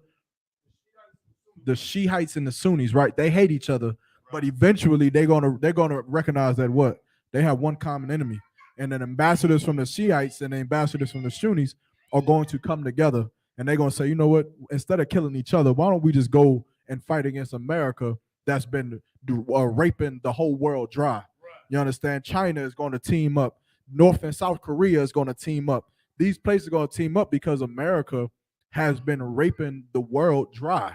Everyone, all of these countries hate America and they want them to fall. Go ahead, what you got? So, like I said, I was going to say, is that going to happen when Magog makes its way into Jehoshaphat?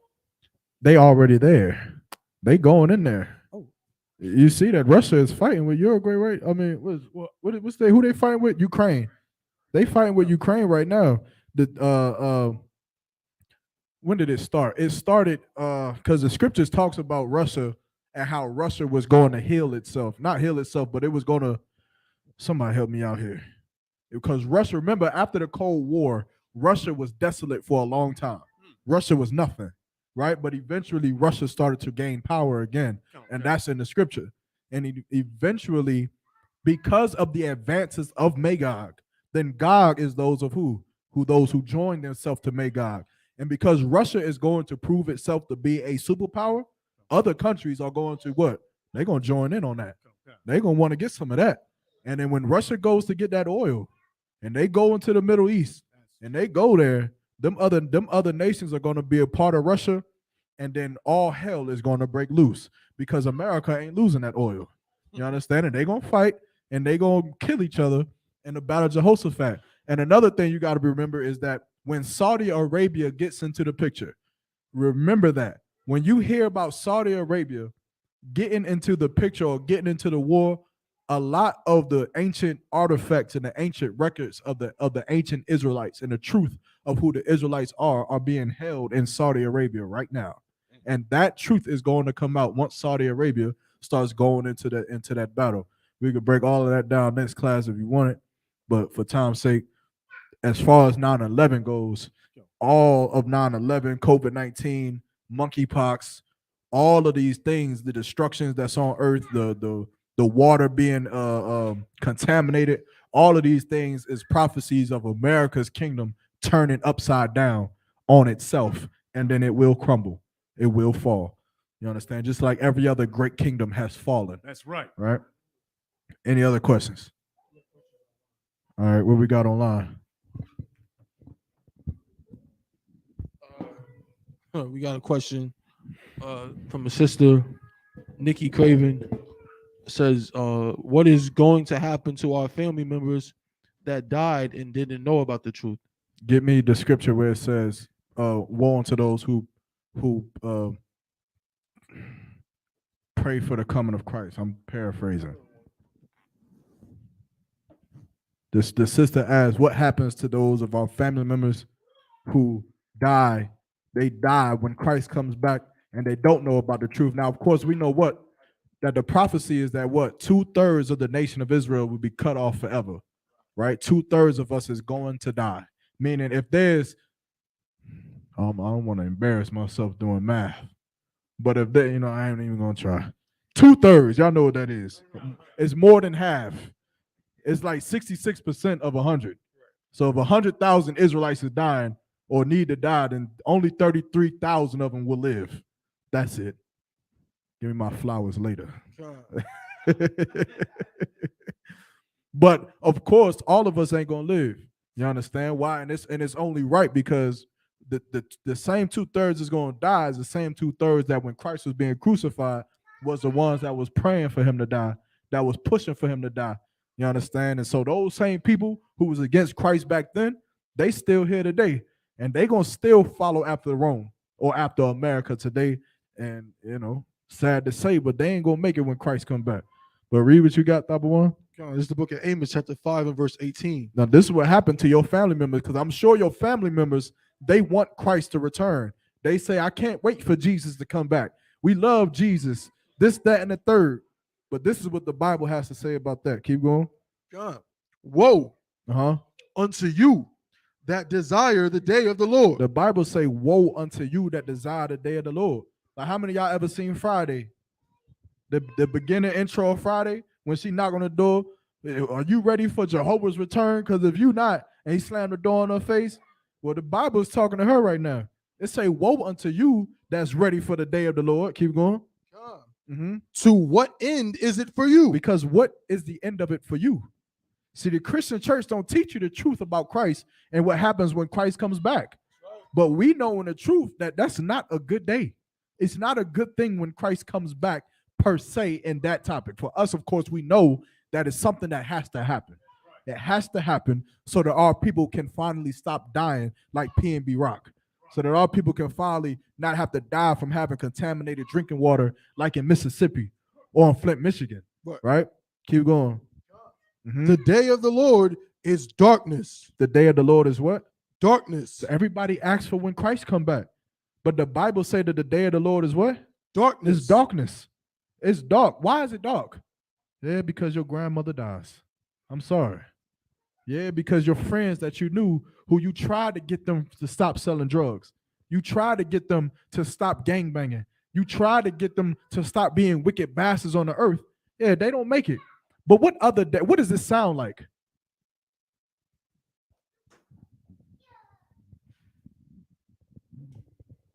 It's like, sir, it sound what they think, like a Christian thinks it sounds like.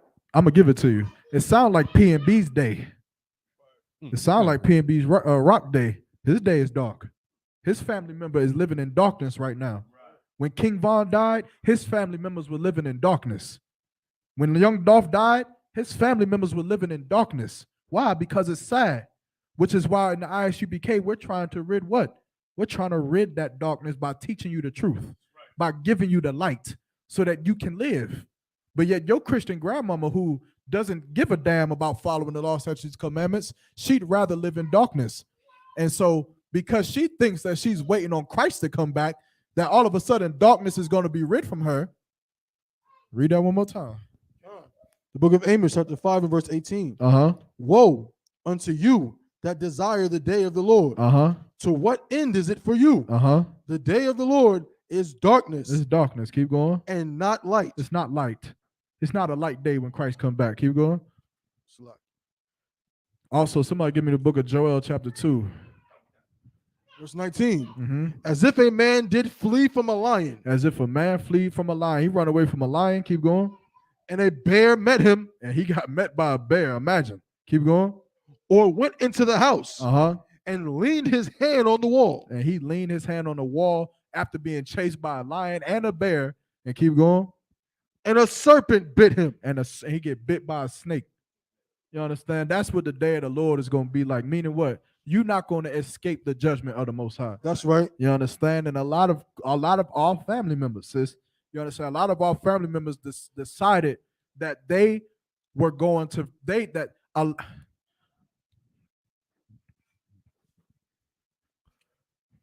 lot of our family members and a lot of our brothers and a lot of our sisters, they decided that instead of being a righteous woman and serving her husband, that they were going to fight for equal rights, and that they were going to fight for 50-50 and to be equal with men, and that they were going to fight to be drug dealers and to be child molesters and to be pedophiles and to be rapists and gangbangers and murderers. And they were going to fight for all of the things that was wicked on this earth instead of following after what the Most High is giving us so that we won't have to face that destruction.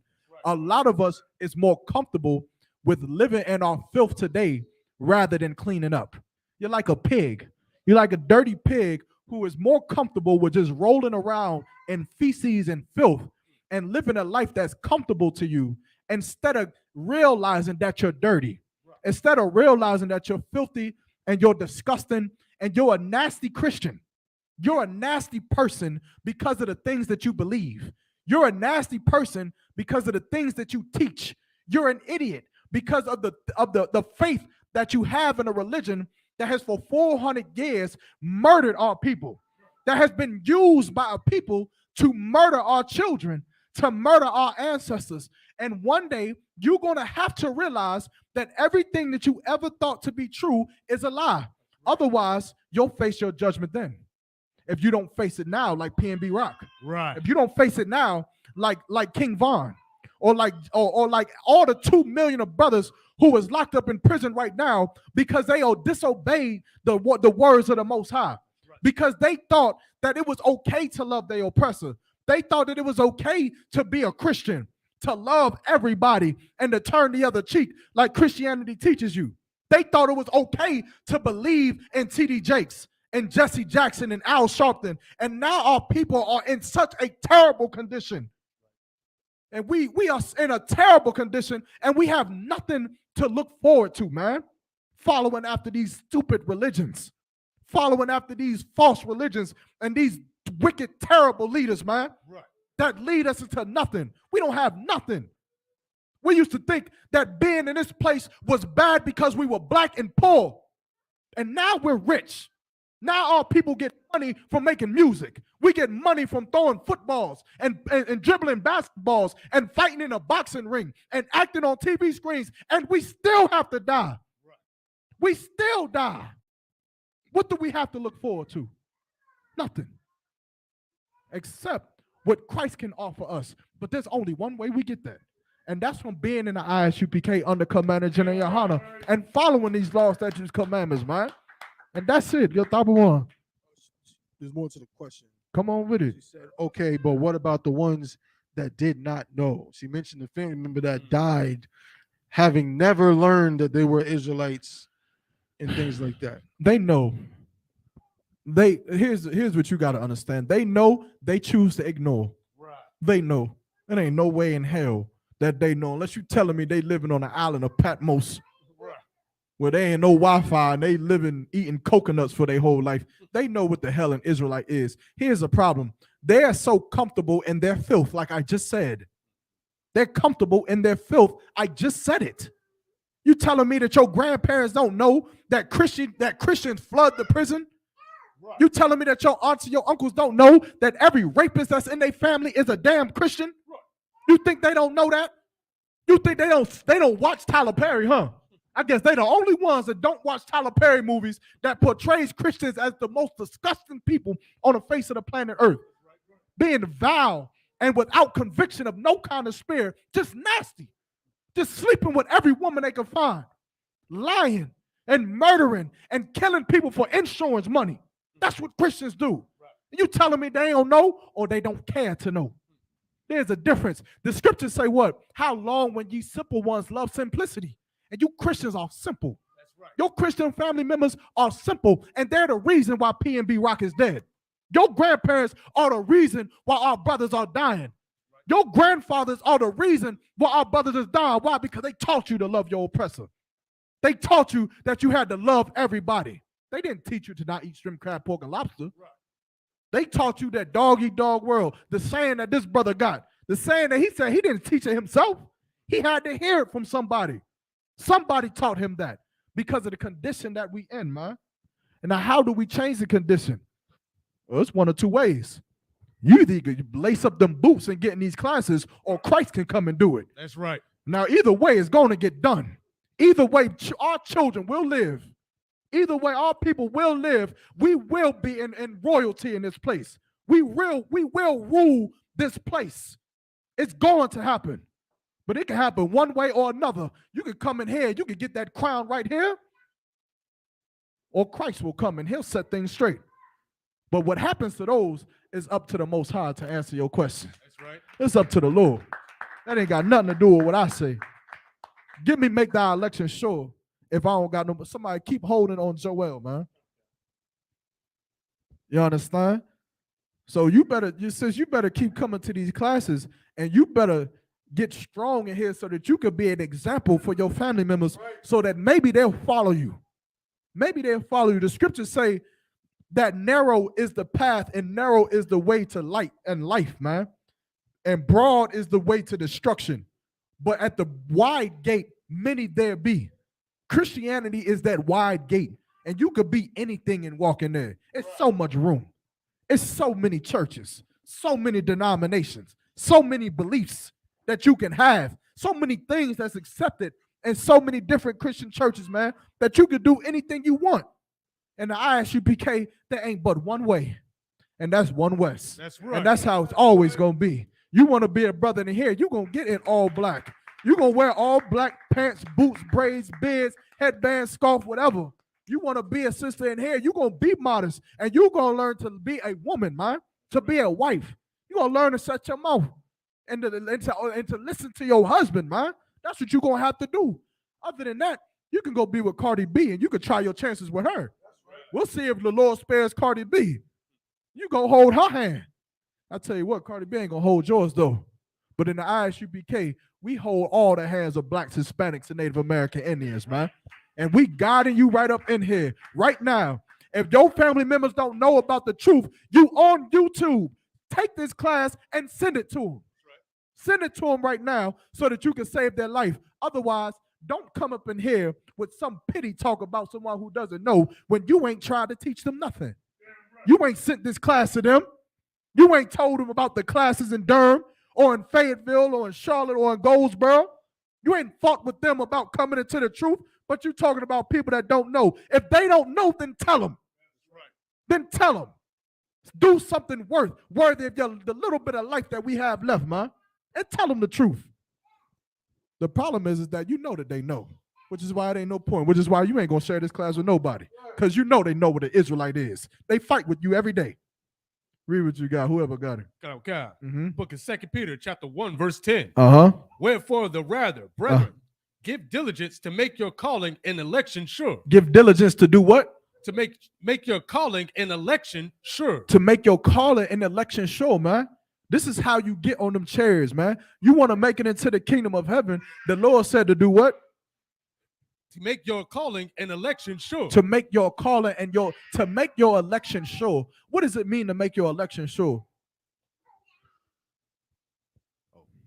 Make sure you're making the right choice Not that you're making the right choice per se. Of course, that's what we do by following law, statutes, and commandments. Okay. Right? But how are you making your election sure? Oh, slacky. You're making, by doing these law, statute, commandments, you're making sure you're one of the ones who will be, saved in that day. Not true. That's not how I would make my election sure. I ain't gonna make my election sure by just leaving here and just doing the law, statutes, and commandments. There's many fake Israelites who do that. Their election ain't sure. We might have to read the book of Joel for you to get it. Okay. Hold on, let me get this live up, man. That live is jumping, man. Hold on. That Instagram, oh man. And them sisters in there got more sense than the brothers. Most high in Christ. Right? How do you make your election sure? Young man. Go ahead, take a shot. Study to show thyself approved. That's true. That's true. You study, right? But it's something more than that. It's something that you brothers is doing. How do you make your election sure? How do you go ahead? To like the classes and stuff. Come and do what? How do you come into the classes? Prepared. You own it. You coming into these classes, but what are you brothers doing when you come into these classes? How are you when you come into these classes? Remember, anybody can come in here. Farrakhan, well, not Farrakhan, right?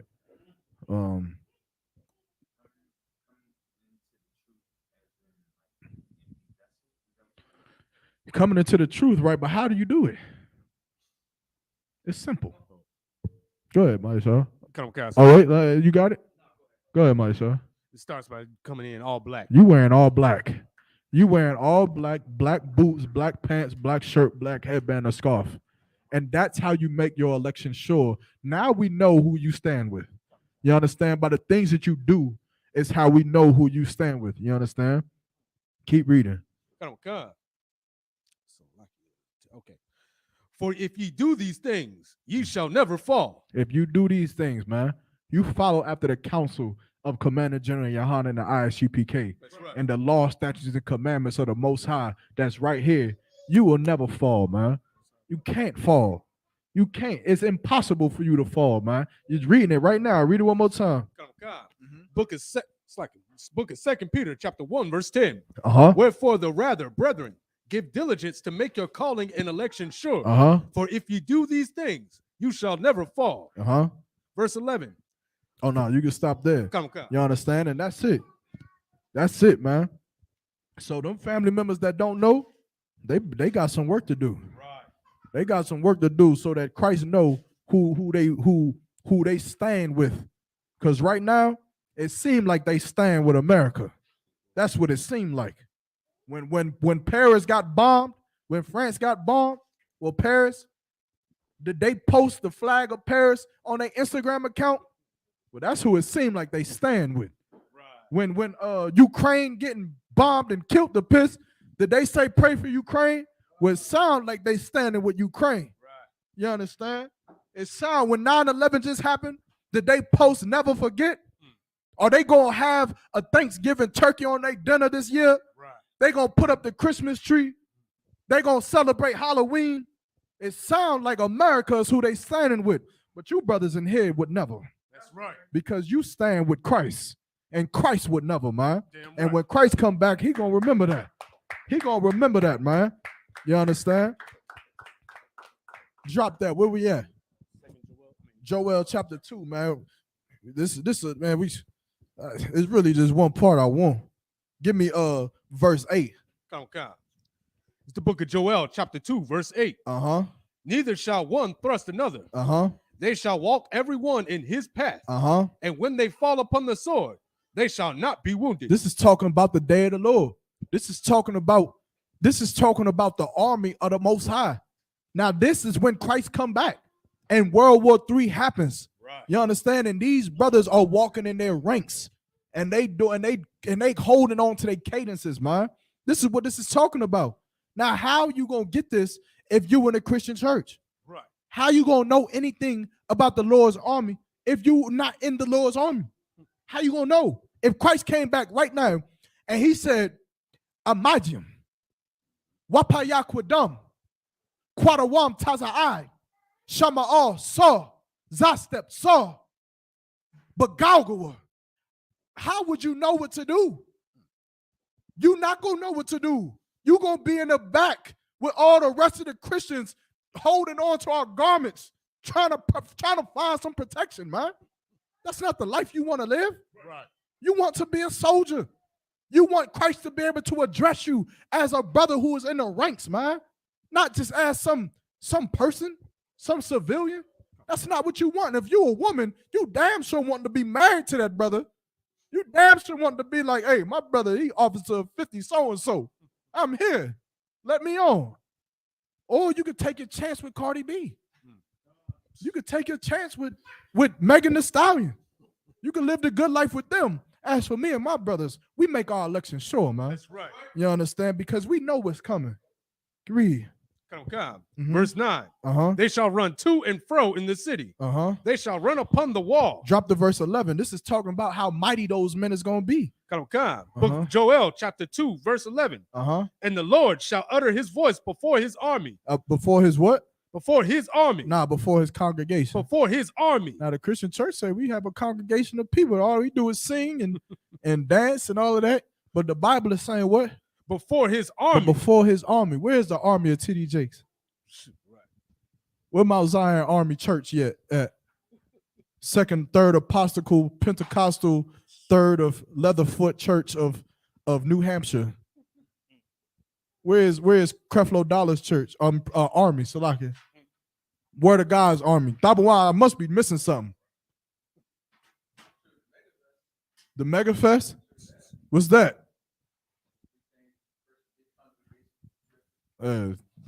Sound like LGBTQ. TD Jakes got an army? No, I said that Mega Fest TD Jakes. I'm seriously asking. I mean, I don't know. Is there where the church army at? The Bible is saying that when Christ come back, read that one more time. Maybe I'm tripping. Hold on. Hold on. Joel chapter 2, verse 11. Uh-huh. And the Lord shall utter his voice before his army. Uh-oh. Uh-huh. For his camp is very great. For his camp is very what? For his camp is very great. For his camp is very great, man. You understand? Damn Keep right. going. For he is strong that executeth his word. He's strong that executeth his word. Keep going. For the day of the Lord is great and very terrible. It's very terrible, man. And who can abide in it? Salaki, go ahead. And who can abide it? And who can abide it, man? You understand? Who could suffer that? If the day of the Lord is great and very terrible, then who can abide in that kind of day? This is the part of the UPK I love. Who can abide in that day? Who can live through that?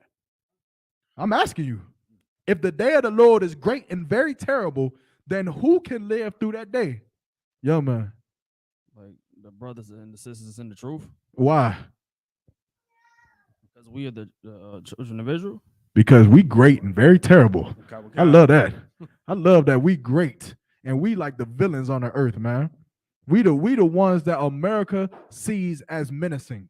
We're the ones they call us barbaric. Right. We barbarians and angry black men and so on and so forth, and we thugs and gangbangers and this, that, and the third, man. But we gonna be the ones who can abide in that day, while your weak, soft Christian pastor, he gonna be on his knees. He gonna be on his knees praying and singing to the top of his high-pitched voice that whatever, I don't even know what the hell he gonna be praying for. The earth around him gonna be demolished in fire, and he gonna be praying for whatever the hell he praying for, some more money. I don't know. But drop that, man. Is there any more that sis said? Is this a sis from yesterday? This said a lot. What's like the main thing? It's something I can answer without, because I love that. Her main gist is, first of all, she's scoffing a little bit, but her main gist is she's asking. You said she's scoffing? Yeah. Somebody get where they mock the prophets. I'm gonna pull that scripture real quick. The gist is, she's asking about specifically people who are already dead. You know what I'm saying? What? So okay, so like say, like what will become of Nat Turner, right? Because Nat Turner died when the truth hadn't come back on Earth yet until 1969, right? The Second Chronicles 36 and 16, right? Yeah. So she's asking about people who died before they could get a chance to even hear any of this. The same thing that happened to the Chinese people who died thousands of years before Hiroshima and Nagasaki. That answer your question? I don't know. Let's see. I'm not understanding what the question is. If Nat Turner is dead, then what are you asking me? Are they gonna come back and die one more again? What? Like, I guess she's asking, like, will they? Where do they fit in this? So we know people who like reject the truth will die, right? But someone who died before they could get the truth, you know what I'm saying? Because we know, basically, we probably would have to bring out scripture that the dead in Christ will rise first, right? You know what I'm saying? Like, it's like a whole breakdown on reincarnation. There's a lot to it, right? Yeah, like basically, you just answered the question, because if they're already dead, they dead. Yeah, when people die, sis Salaki, they die and they come back to the planet Earth again. Meaning Nat Turner's spirit could, well, if you have a son, that could well be Nat Turner. Who knows? We wouldn't know. Only Christ could know. You understand that you could be raising Nat Turner all over again, and Lord, who knows? We don't know. I'm just giving that an example. But the point is that the spirit of that person does not die. They're still here. The spirit of people, or the spirit of Jezebel, or the spirit of what's that traitor's name? Judas. It's still it's still here. They're still here on this place. But the only difference is that when Christ died, they have a chance to change their life. You understand? You have a chance now. And so all of us, we have had past lives, and what we made decisions and we did things that we would never know. But right now is the only life that we should be concerned of or concerned with, because the Lord is not the God of the dead. I don't have no answer for you about people that's dead, because we don't deal with dead people. Right. They dead. I don't even know what they even worried about. If Nat Turner buried in the grave somewhere, he ain't worried about this. But P&B Rock surely was a second ago. King Von surely was a second ago. You understand the lesson in death is to appreciate life, and that's what we need to be worried about right now. So I wouldn't worry about people who died or everlasting souls, or all of that is getting to some Christian stuff that I really don't want to get into. What you want to worry about is you and your life, and will you get arrested for selling drugs, or will you die from being on the street corner gang banging or doing whatever kind of wickedness you can imagine. That's the life that you need to worry about, and the lives that's around you, your brothers, blacks, Hispanics, and Native American Indians, and that's it. I think I answered it. I don't really know too much about people who dead already. I mean, I don't know. They dead already. They ain't gonna really die again in World War III because they dead. But no sweat. Any other questions? That was the gist of her question. I had more questions up here, but I lost them because the live cut off. No sweat. Anything else? Somebody give me Romans 12:1. We're gonna try to get into this real quick. We only got 5 minutes, man. We're gonna read about 2 scriptures and get off of it. But when you dealing with brothers, man, like when you're dealing with situations like P&B Rock, man, you got to understand that the root of it is simply the hatred that we have for each other. That's it. That's it. It don't got nothing to do with his woman. It don't got nothing to do with none of that. But it has something to do with all people hating each other, man. And that's something that we got to fix. That's right. Which is why you got to learn these things. Each one of you brothers right here, y'all learning these things so that y'all can be pillars in the communities that you go back to. You understand? Your family members are going to eventually learn off of you. They're going to eventually learn how to live because of your friends. The friends that you know that do bad things and live a wicked life, they're going to learn to change their life because of how you change your life. And that's why these scriptures are important, man. Somebody read what I had called for Romans. Come on, God. Book of Romans, chapter 12, verse 1.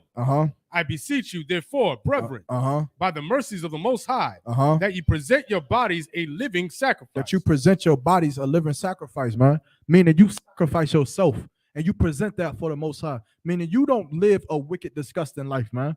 You kill that old man. Kill that man that thought that selling drugs was good. Kill that man that thought that murdering your brother was the only way to live. Kill that man, man. You understand? And present yourself for the Most High. Keep going. Present your bodies a living sacrifice. Holy. Separate. Keep going. Acceptable unto the Most High, which is your reasonable service. It's the least you can do. The least you could do is not be disgusting.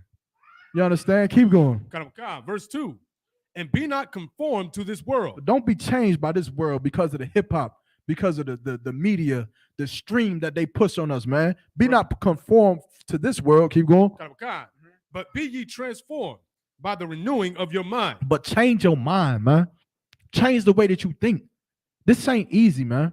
The life that we live ain't easy. It's a battle every single day. And you got to change the way that you think about everyone that you've ever come in contact with. All of your brothers, all of your sisters, the people who Christianity has taught you to be filthy. You understand? You got to change your mind about the way that you think about them. Keep going. That ye may prove what is that good. But that you may prove that is what that is good, man. Meaning what? We know that the truth is the life of all people. That's right. But you're the evidence. You're the one who will prove it.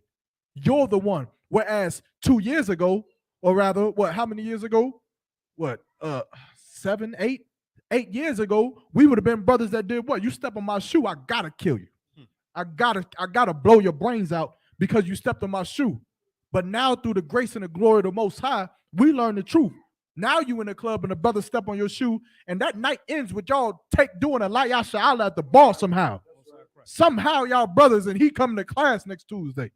I've seen it happen. I've seen it. You understand?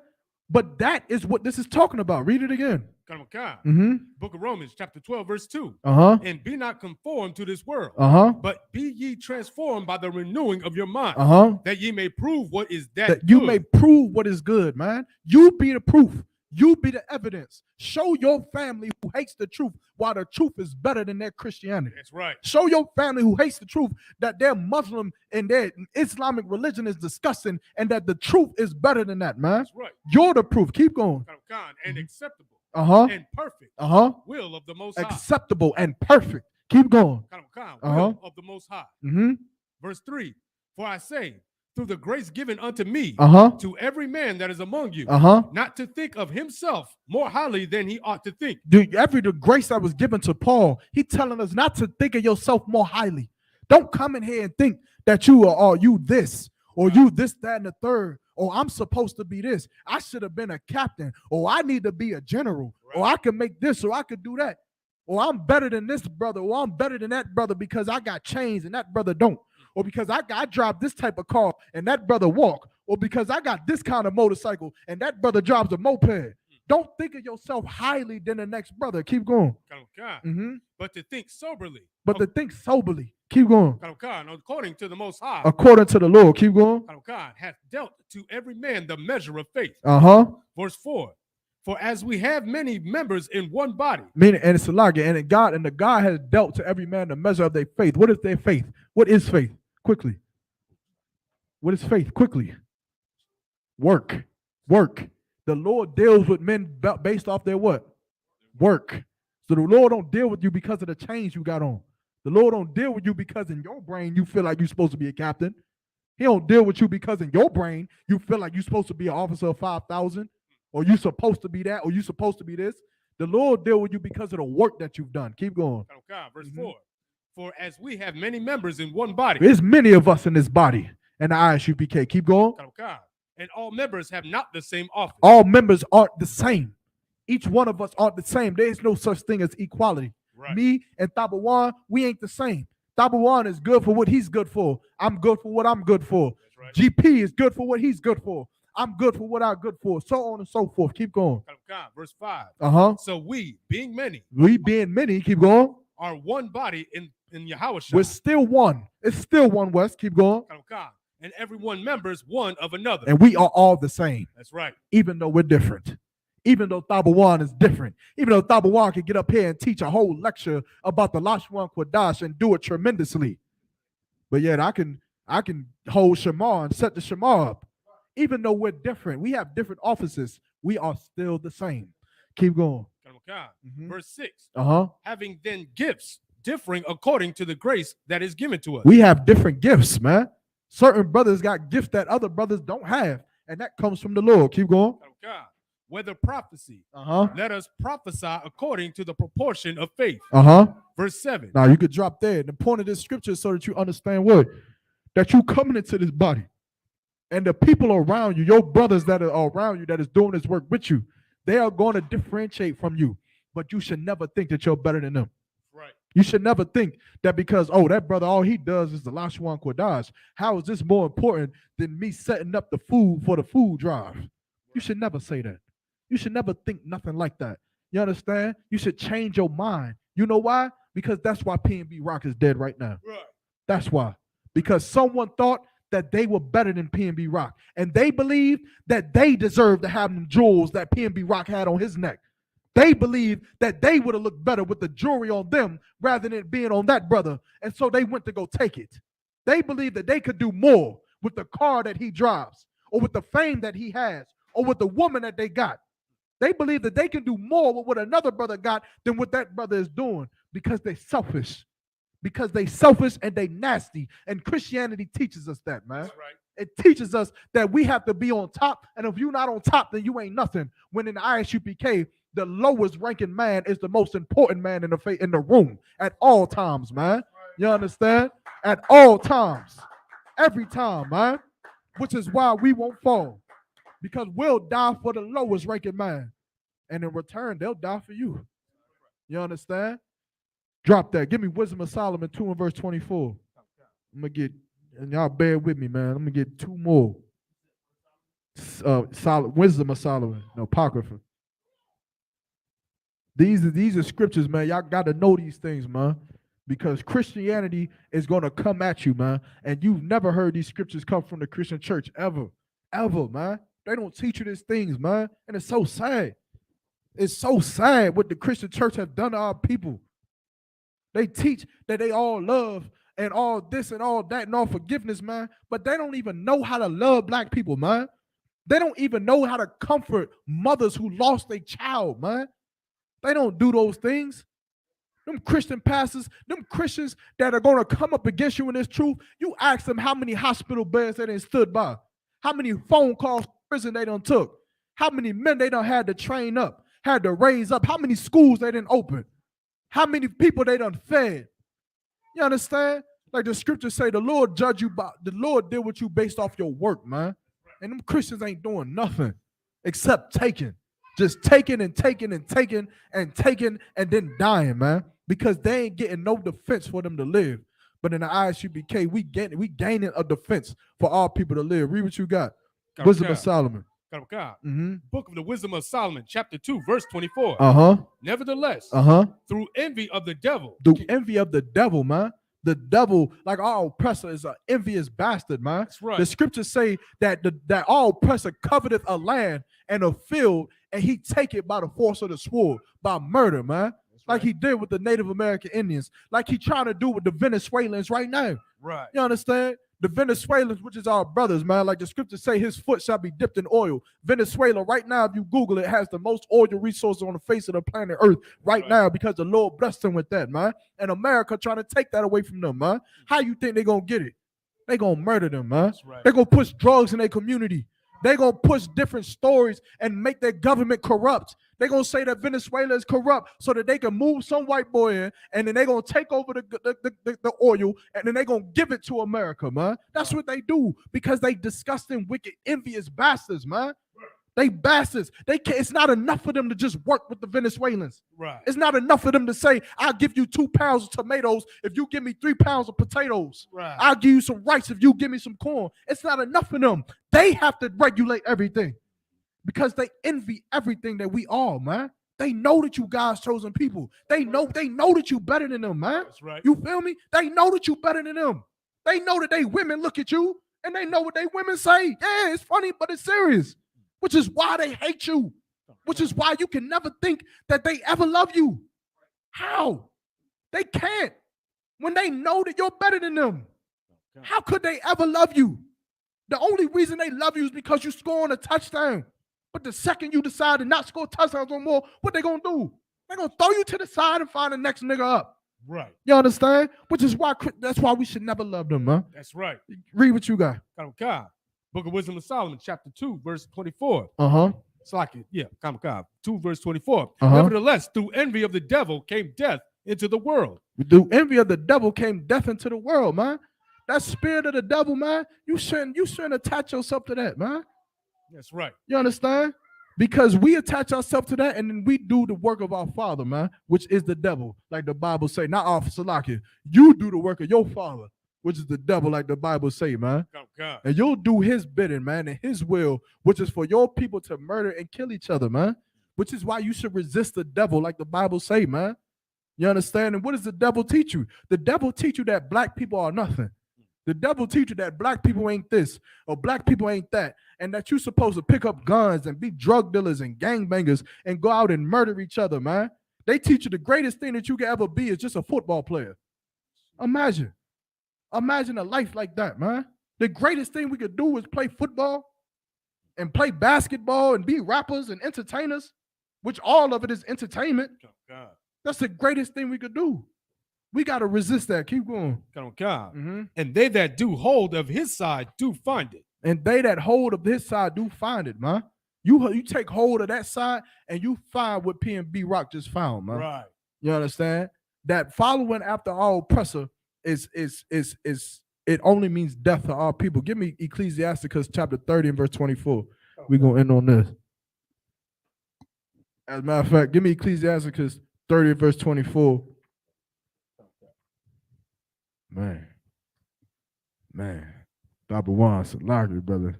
Yeah, tell me to stop, brother. Give me the order, man. Come on. So I got a couple, man. Can I get 10 minutes? Can I get 10 minutes of y'all time, man? What's up? Let me know. Or 5. Let me get 6. Give me 6 minutes, man.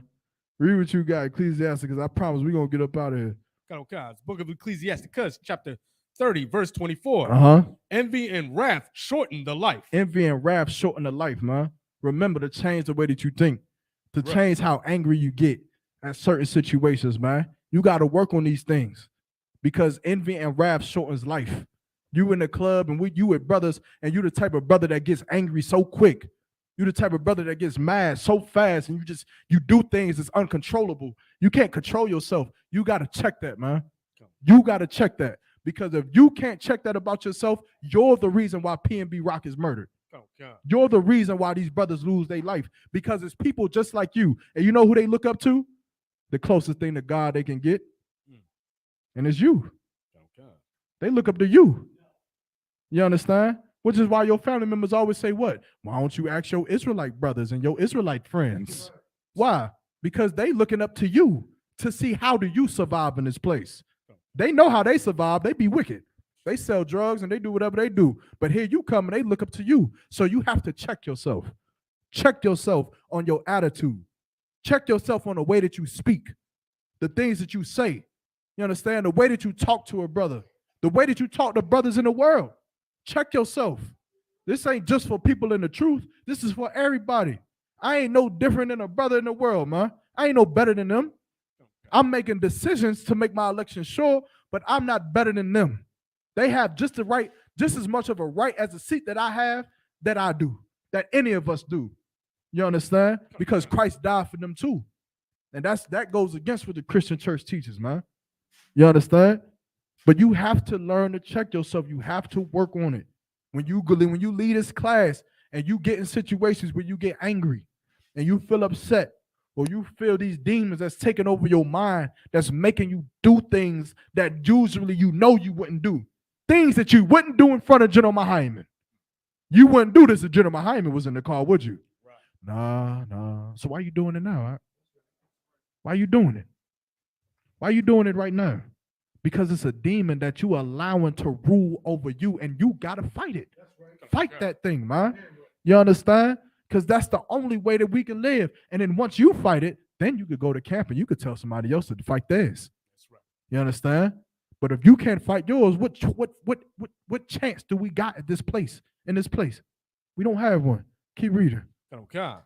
And carefulness bringeth age before the time. And carefulness bringeth age before the time, man. Making smart decisions, not to be a live wire, a wild child, man. At some point, you gotta grow up. At some point, you got to say, man, the way that I'm living my life is stupid. The things that I'm doing is stupid, and I want to live. I don't want to die. I don't want to end up like P&B Rock. I don't want to end up like King Von. I don't want to do things that's going to literally get me killed, man. And this is how we live. You understand? And you have to fix yourself so that you can live, because that's the job that we have. You understand? Drop that. Okay. I'm going to get... two more. Give me Psalm 72 and 4. Someone get that, and then someone give me Zechariah chapter 7 and verse 9. And I'm gonna end there. I promise. I think it's a lie. I promise, man. Good night. Psalm 72 and 4 and Zechariah 7 and 9. You understand? Because this the way that we have to live, man. This is the only way we can live, is if we, for one, we have to love each other. Officer Gaparia brought up a scripture, you understand, I was going to bring up, man. But it's just talking about us and our love for one another, man. You understand? And that's something that's so heavy, and we have to have that. Otherwise, we're not going to survive. Read Psalms whenever you get it. Okay. Book of Psalms, Psalm 72 and 4. Uh-huh. He shall judge the poor of the people. Uh-huh. He shall... Oh, and Salagia, and again, this I forgot this point, but a lot of the things that we see in our communities, where when we murdering each other in the streets, or we killing each other in Cornwallis, or in Bragtown, or McDougal Terrace, or any project that you know of where you at, man. A lot of me and Thabawan was just talking about this earlier, man. How many of y'all, like, I'll just say it, but you see brothers who are from rival neighborhoods, right, outside of the city, at a party or at a function or at something, but while they outside of a party or function or something, they ain't beefing with each other. They in there and they just having a good time. The DJ say, "Where the 919 at?" And everybody in there do this. Bull City in the house. But then when they come back here, they murder each other because one is from Bragtown and one is from Cornwallis, or one is from Cornwallis, one from McDougal Terrace, and they murder each other, man. But why is that the case? Why is that the case that they murder each other? Because of oppression, man. Because when they come back, they have to deal with the fact that they live in ghettos. They got to deal with the fact that their house is about to get taken away from them, that they can't pay for their grandmama to keep their apartment or their townhome. They got to deal with rats and roaches and terrible water and terrible educational systems, and having to live on a blow-up mattress and having to just be oppressed, man. And so they angered, man. And so they have to murder each other so that they can find a way out. But when they outside of that, when they on vacation, I guarantee you take the biggest Crip and the biggest blood and let them meet each other in Maui on vacation with their ribs. They gonna sit up, kick their feet back, drink an apple martini, and they gonna say, "Man, this so is the life, man." And hopefully they gonna be like, "Man, why did we try to kill each other back then, man? Man, I don't even know, man." But the second they go back to oppression, they back to murdering each other, man. Which is why our oppressor is the reason for the things that's happening to us, man. Because of the condition that they keep us in, which makes it drives us crazy. It drives you crazy to live in the ghetto, man. All the death that's around you. They talking about the PTSD that people get from Iraq. Nigga, we live in Iraq. We live in these type of conditions every single day. Every day. And it's our friends that's getting killed. It's our brothers who getting their brains blown out, man. Where's the PTSD treatment for that? Where's the psychologist that's flooding the ghetto to help them young children, man? It's kids, man. It's 12 years old who losing their dads. Daddy got shot in the head. Who's gonna help him? Like that don't psychologically traumatize that boy. He grown up with a father who got murdered, mothers who's murdered, brothers who's murdered, and he has to grow up in that same predicament. They don't take him out that hood. They don't take him out of Cornwallis and say, we got to move you into a different situation, into a different place. They say, you got to live right there. That boy who seen his father get murdered has to see the blood stains on the street the next day. You think that he ain't going to pick up a gun? You think he ain't going to be messed up? Nah, but let some white boy lose a stock. Oh, my God. Oh, my God. They're going to spend billions of dollars for psychologists to keep them from jumping off of a building. But all people don't get nothing. Don't get nothing, man, because they oppress us. And all we get is a news crew because it's entertainment for them, man. It's entertainment. Right. Read what you got. Book of Psalms, Psalm 72, verse 4. Uh-huh. He shall judge the poor of the people. Uh-huh. He shall save the children of the needy. He going to save the children of the needy, man. The Lord gonna do that. Keep reading. And shall break in pieces the oppressor. And he gonna break all that. He gonna break all oppressor, man. Damn right. For the crimes that he's committed, for the things that he's done, he gonna break him, man. You understand? And so if the Lord is saying he gonna break him, then what sense does it make to try to be his friend? Right. What sense does it make to try to join hand in hand with him? The Lord is getting ready to break him for the things that he's done, for the children who losing their lives, for P&B Rock. The Lord gonna break him for that. Every life that we lose, King Von, Pop Smoke, every Tupac, Biggie, the all oppressor gonna have to pay for that. Right. He gonna have to pay for the people that was great of our people. The people that was great. He gonna have to pay for Kobe Bryant. Right. He gonna pay for that. Because he should have made sure that that helicopter was indestructible before he allowed a child of God to get on it. Right. But he didn't. And so he gonna have to pay for it. You understand? Keep going. Or is that it? Yeah, that was it on that. Give me Zechariah. We're going to end here. Book of Zechariah, chapter 7, verse 9. Uh-huh. Thus speaketh the Lord of hosts, saying, execute true judgment. Execute true judgment. Keep going. And show mercy and compassion every man to his brother. And show mercy and compassion every man to his brother, man. We're going to have our day. We're going to have our day when we get to live and we don't have to be thugs and gangbangers and murderers and thieves and liars and hypocrites. Right. We're going to have our day when we get to live and our children don't have to die in Uvalde, Texas. We'll live in a day where our parents and our grandmothers don't die in Buffalo, New York, shopping for corn on the cob. Right. We'll live in a day where our children don't have to suffer the things that they have to happen. It'll happen. It's coming. We'll live in that day. But until then, have compassion on your brother, man. Okay. Because no one else does. Until then, don't go into Roscoe's Chicken and Waffles and murder your brother because of jewelry that he has on, man. Right. Don't do that. That's stupid. That's dumb. Why would you do that, man? Why would you murder your brother for some jewelry? How dumb can you be? P&B Rock can't even sit down and eat chicken and waffles, but I guarantee you George Zimmerman could have did the same thing. He would have still been alive. Right. He'd have still been living. But we have to just murder each other. We have to do it. Like the scriptures say, Judah's sin is written with a pen of iron. It's like we have to do it, man. And we have to fight against it in the ISUPK. Keep reading. Verse 11. Wait, Salakia. Verse 10. And oppress not the widow, nor the fatherless, the stranger. And oppress not the widow, nor the fatherless, or the stranger. Meaning you don't do this to your people, man. That's right. You don't go out there and hurt the poor. Don't go out there and take from the needy. You understand? You defend them with your life like Christ defended you with his, man. You understand?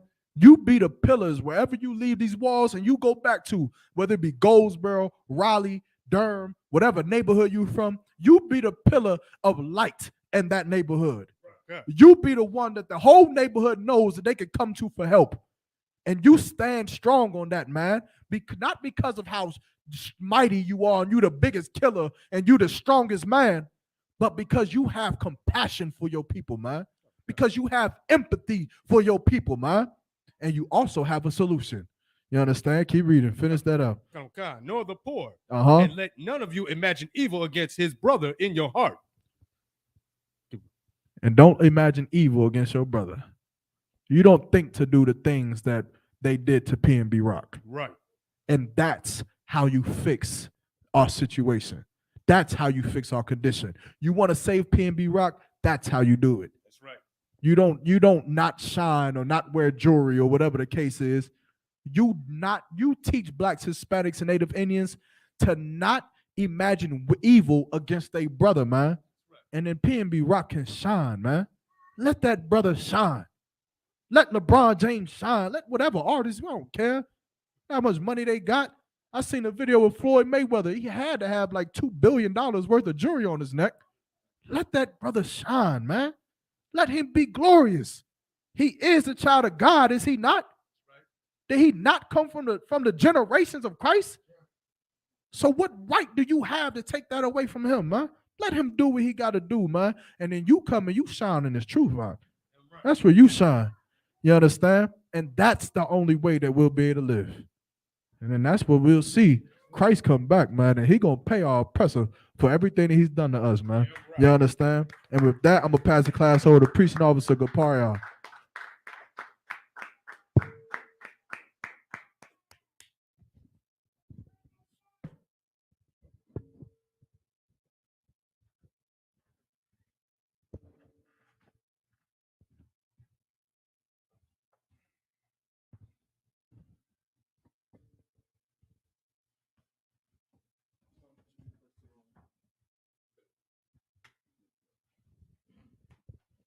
Security announcements.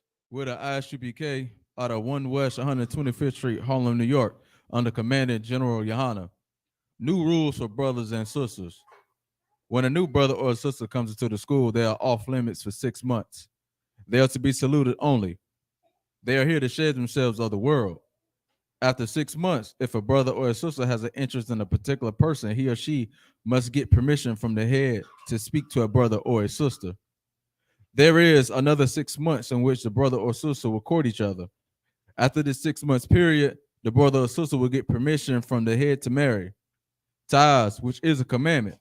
You can find this in Numbers chapter 18, verses 21, and Malachi chapter 3, verses 8 through 10. Ma'asher means tenth in Hebrew. 10% of every penny of any increase the Lord gives you, you give to the treasury department or teacher. Priest fund, free will offering for priests, not mandatory. Whatsoever amount you would like to give. Upcoming holy convocation is the blowing of the trumpet, which is for September 25th, Salakia, in Fayetteville, North Carolina. And just as a reminder to all, you said what now? And it's on a Sunday. It's on a Sunday this time. Normally it's on a weekday, but this time it's on a Sunday. And just as a reminder to all Akim and Akwatians to check on social media such as isubk.com, Facebook, Twitter, YouTube, and so on for other ISUBK events and material. If a brother wants to be a trooper in the school, then he is to start wearing all black, which includes black boots, shirts, pants, headband, or scarf. And with that, Amajim,